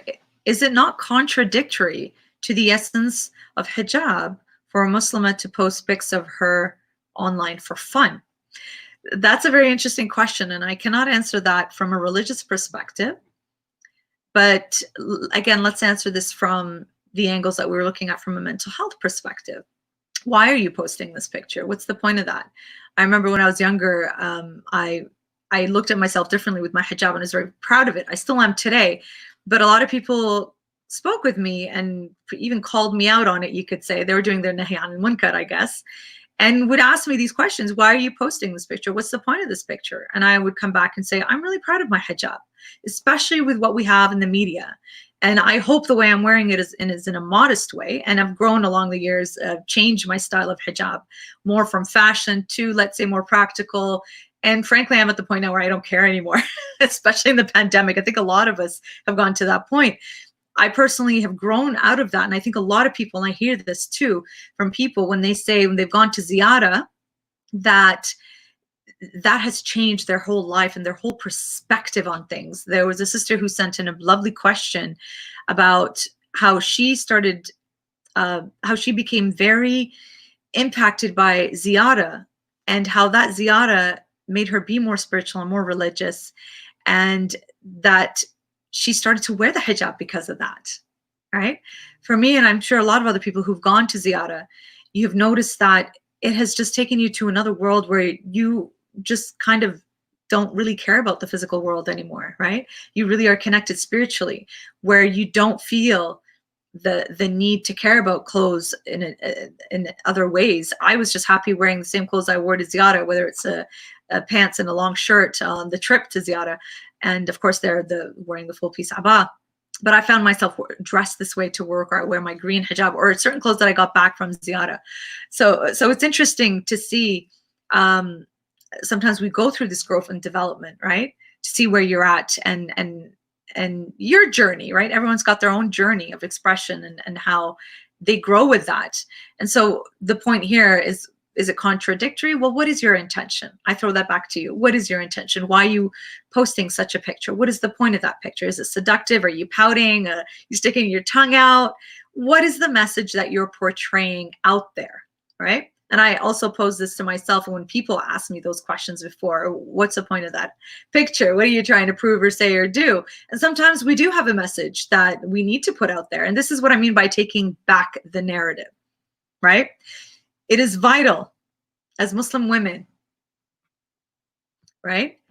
That as Muslim women, it is vital that we do take back our narrative, whether we wear hijab or not. It's in our character, in our modesty, in our behavior, and how you put yourself out there at work, at school, friends, let's say friends who are of different cultures and religions, right? We have to take back that narrative. The media has done enough damage, and they are not representing us appropriately. They are not representing us in the way where we can work. We're allowed to work. We're allowed to pursue education. We're allowed to have our own businesses. We're allowed, which is what our religion, the rights are as women in our religion.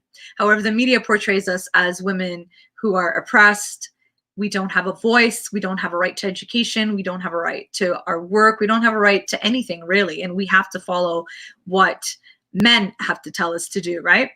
There is, of course, a certain right to that. There's truth to that within marriage and wali al-amr and your father, etc., etc. But of course, that's a topic for another day. But the media has taken that out of context, right? And they've totally blasted hijabi women. And that's why you've seen the opposite now, where you've seen so many women gone the extreme of trying to fit in and assimilate. And this is what we started out with when we first started our discussion.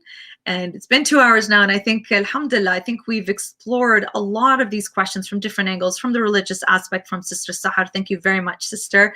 I know you couldn't get back in because of the internet. And we looked at it from a spiritual perspective, as well as from a mental health perspective. Inshallah, we can have more discussions around this with love.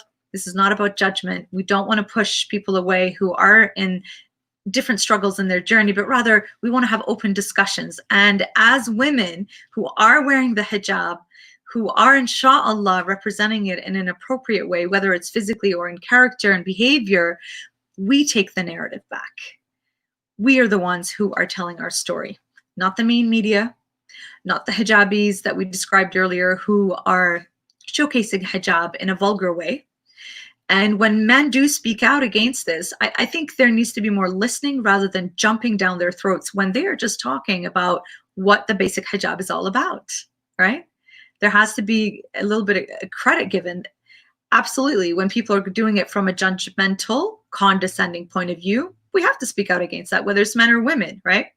But we need to take back that narrative. We need to have open discussions. We need to revisit what is this modesty, especially in a world where it's just shoved down our throats. Buy, dress this way, do your makeup this way with your hijab, and you'll be looking a certain way. It's gone to the next level of ridiculousness, and we need to take back that narrative, voice our voice, not be ashamed, to be proud of your hijab.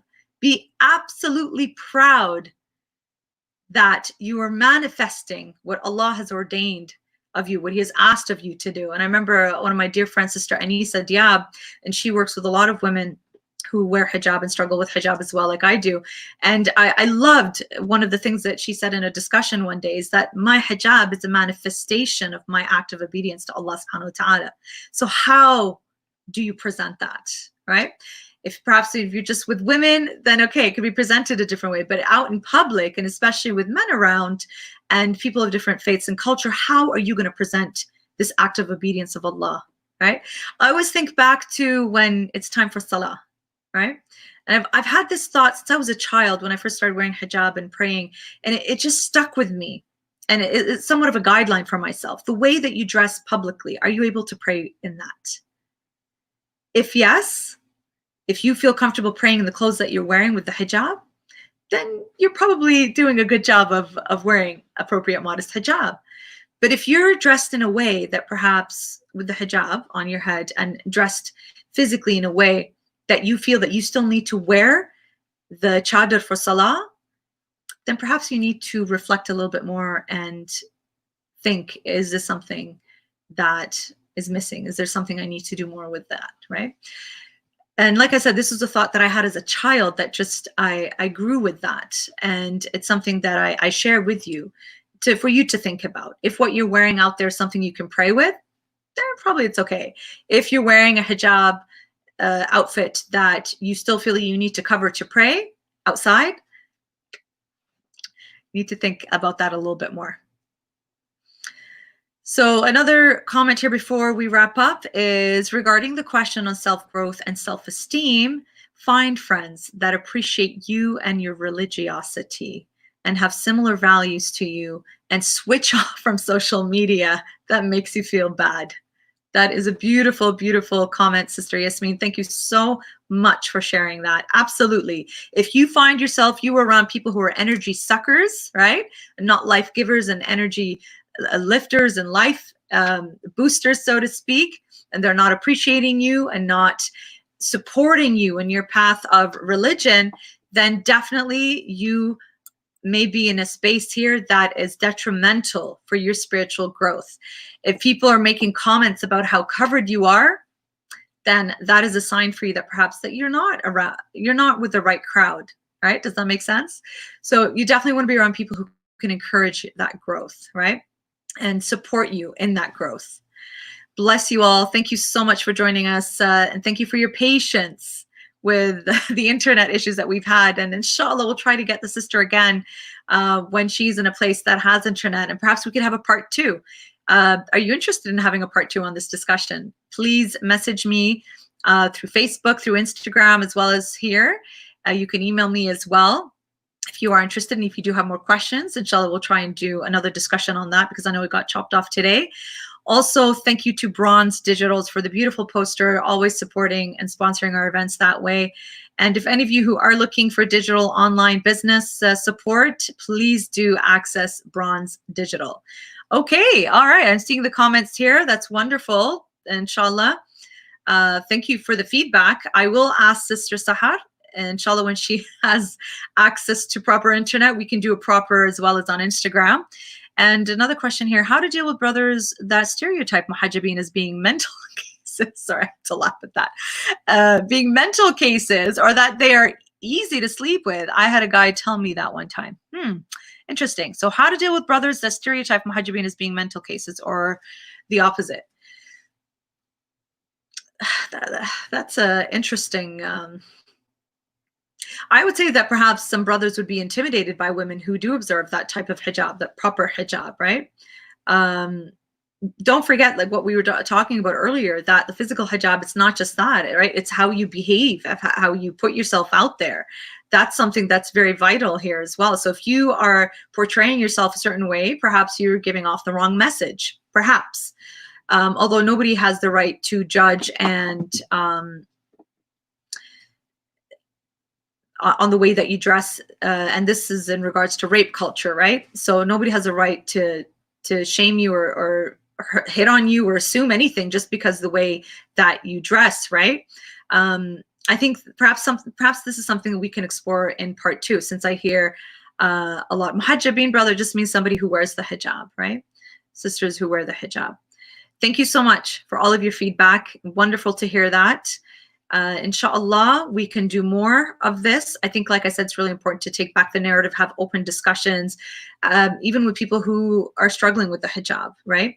So we're not pushing people away. We want to understand, want to bring people back and make it an environment where people can feel safe to talk about these things, because it does impact their mental health, right? It does isolate people and make them more depressed, more anxious, how people are judging them and impacting them. So it's really important to create that environment of support and love. And like the sister mentioned earlier, yes, there is a wajib in doing nahi anil munkar, and it has to be done in a delicate manner. It has to be done with love and compassion, not in a way with the haram police and the way that we judge and can push people away. But it's really important, I think, that we do start speaking about this, because as we have seen, it's gone the opposite way. It's gone in a direction that is just far from modesty, with the full makeup, the tight clothes, and the runways, and the type of inappropriate, vulgar behavior on social media. It has to be said and called out on, because that's not modest hijab. And this is a set standard, not an opinion, as we saw earlier today in the discussion, that is written in the Quran. It's in Surah Al-Ahzab, as the sister mentioned. And there's a really great video by my friend Zahra Al-Alawi. If you look it up on the hijab in the Quran, she does a wonderful job, if you want to learn a bit more or share that with other people, on how the hijab is in the Quran and how it came at a time. You need to understand it from a religious point of view, a cultural point of view, geographical point of view, and also the historical aspect of the time of how people dressed at the time. And she does a great job. So I highly recommend you check out that video and share it with other people. And inshallah, in part 2, we'll get Sister Sahar or other people to join us, because there's so much to talk about, inshallah, in this topic. Thank you again for your patience and your time.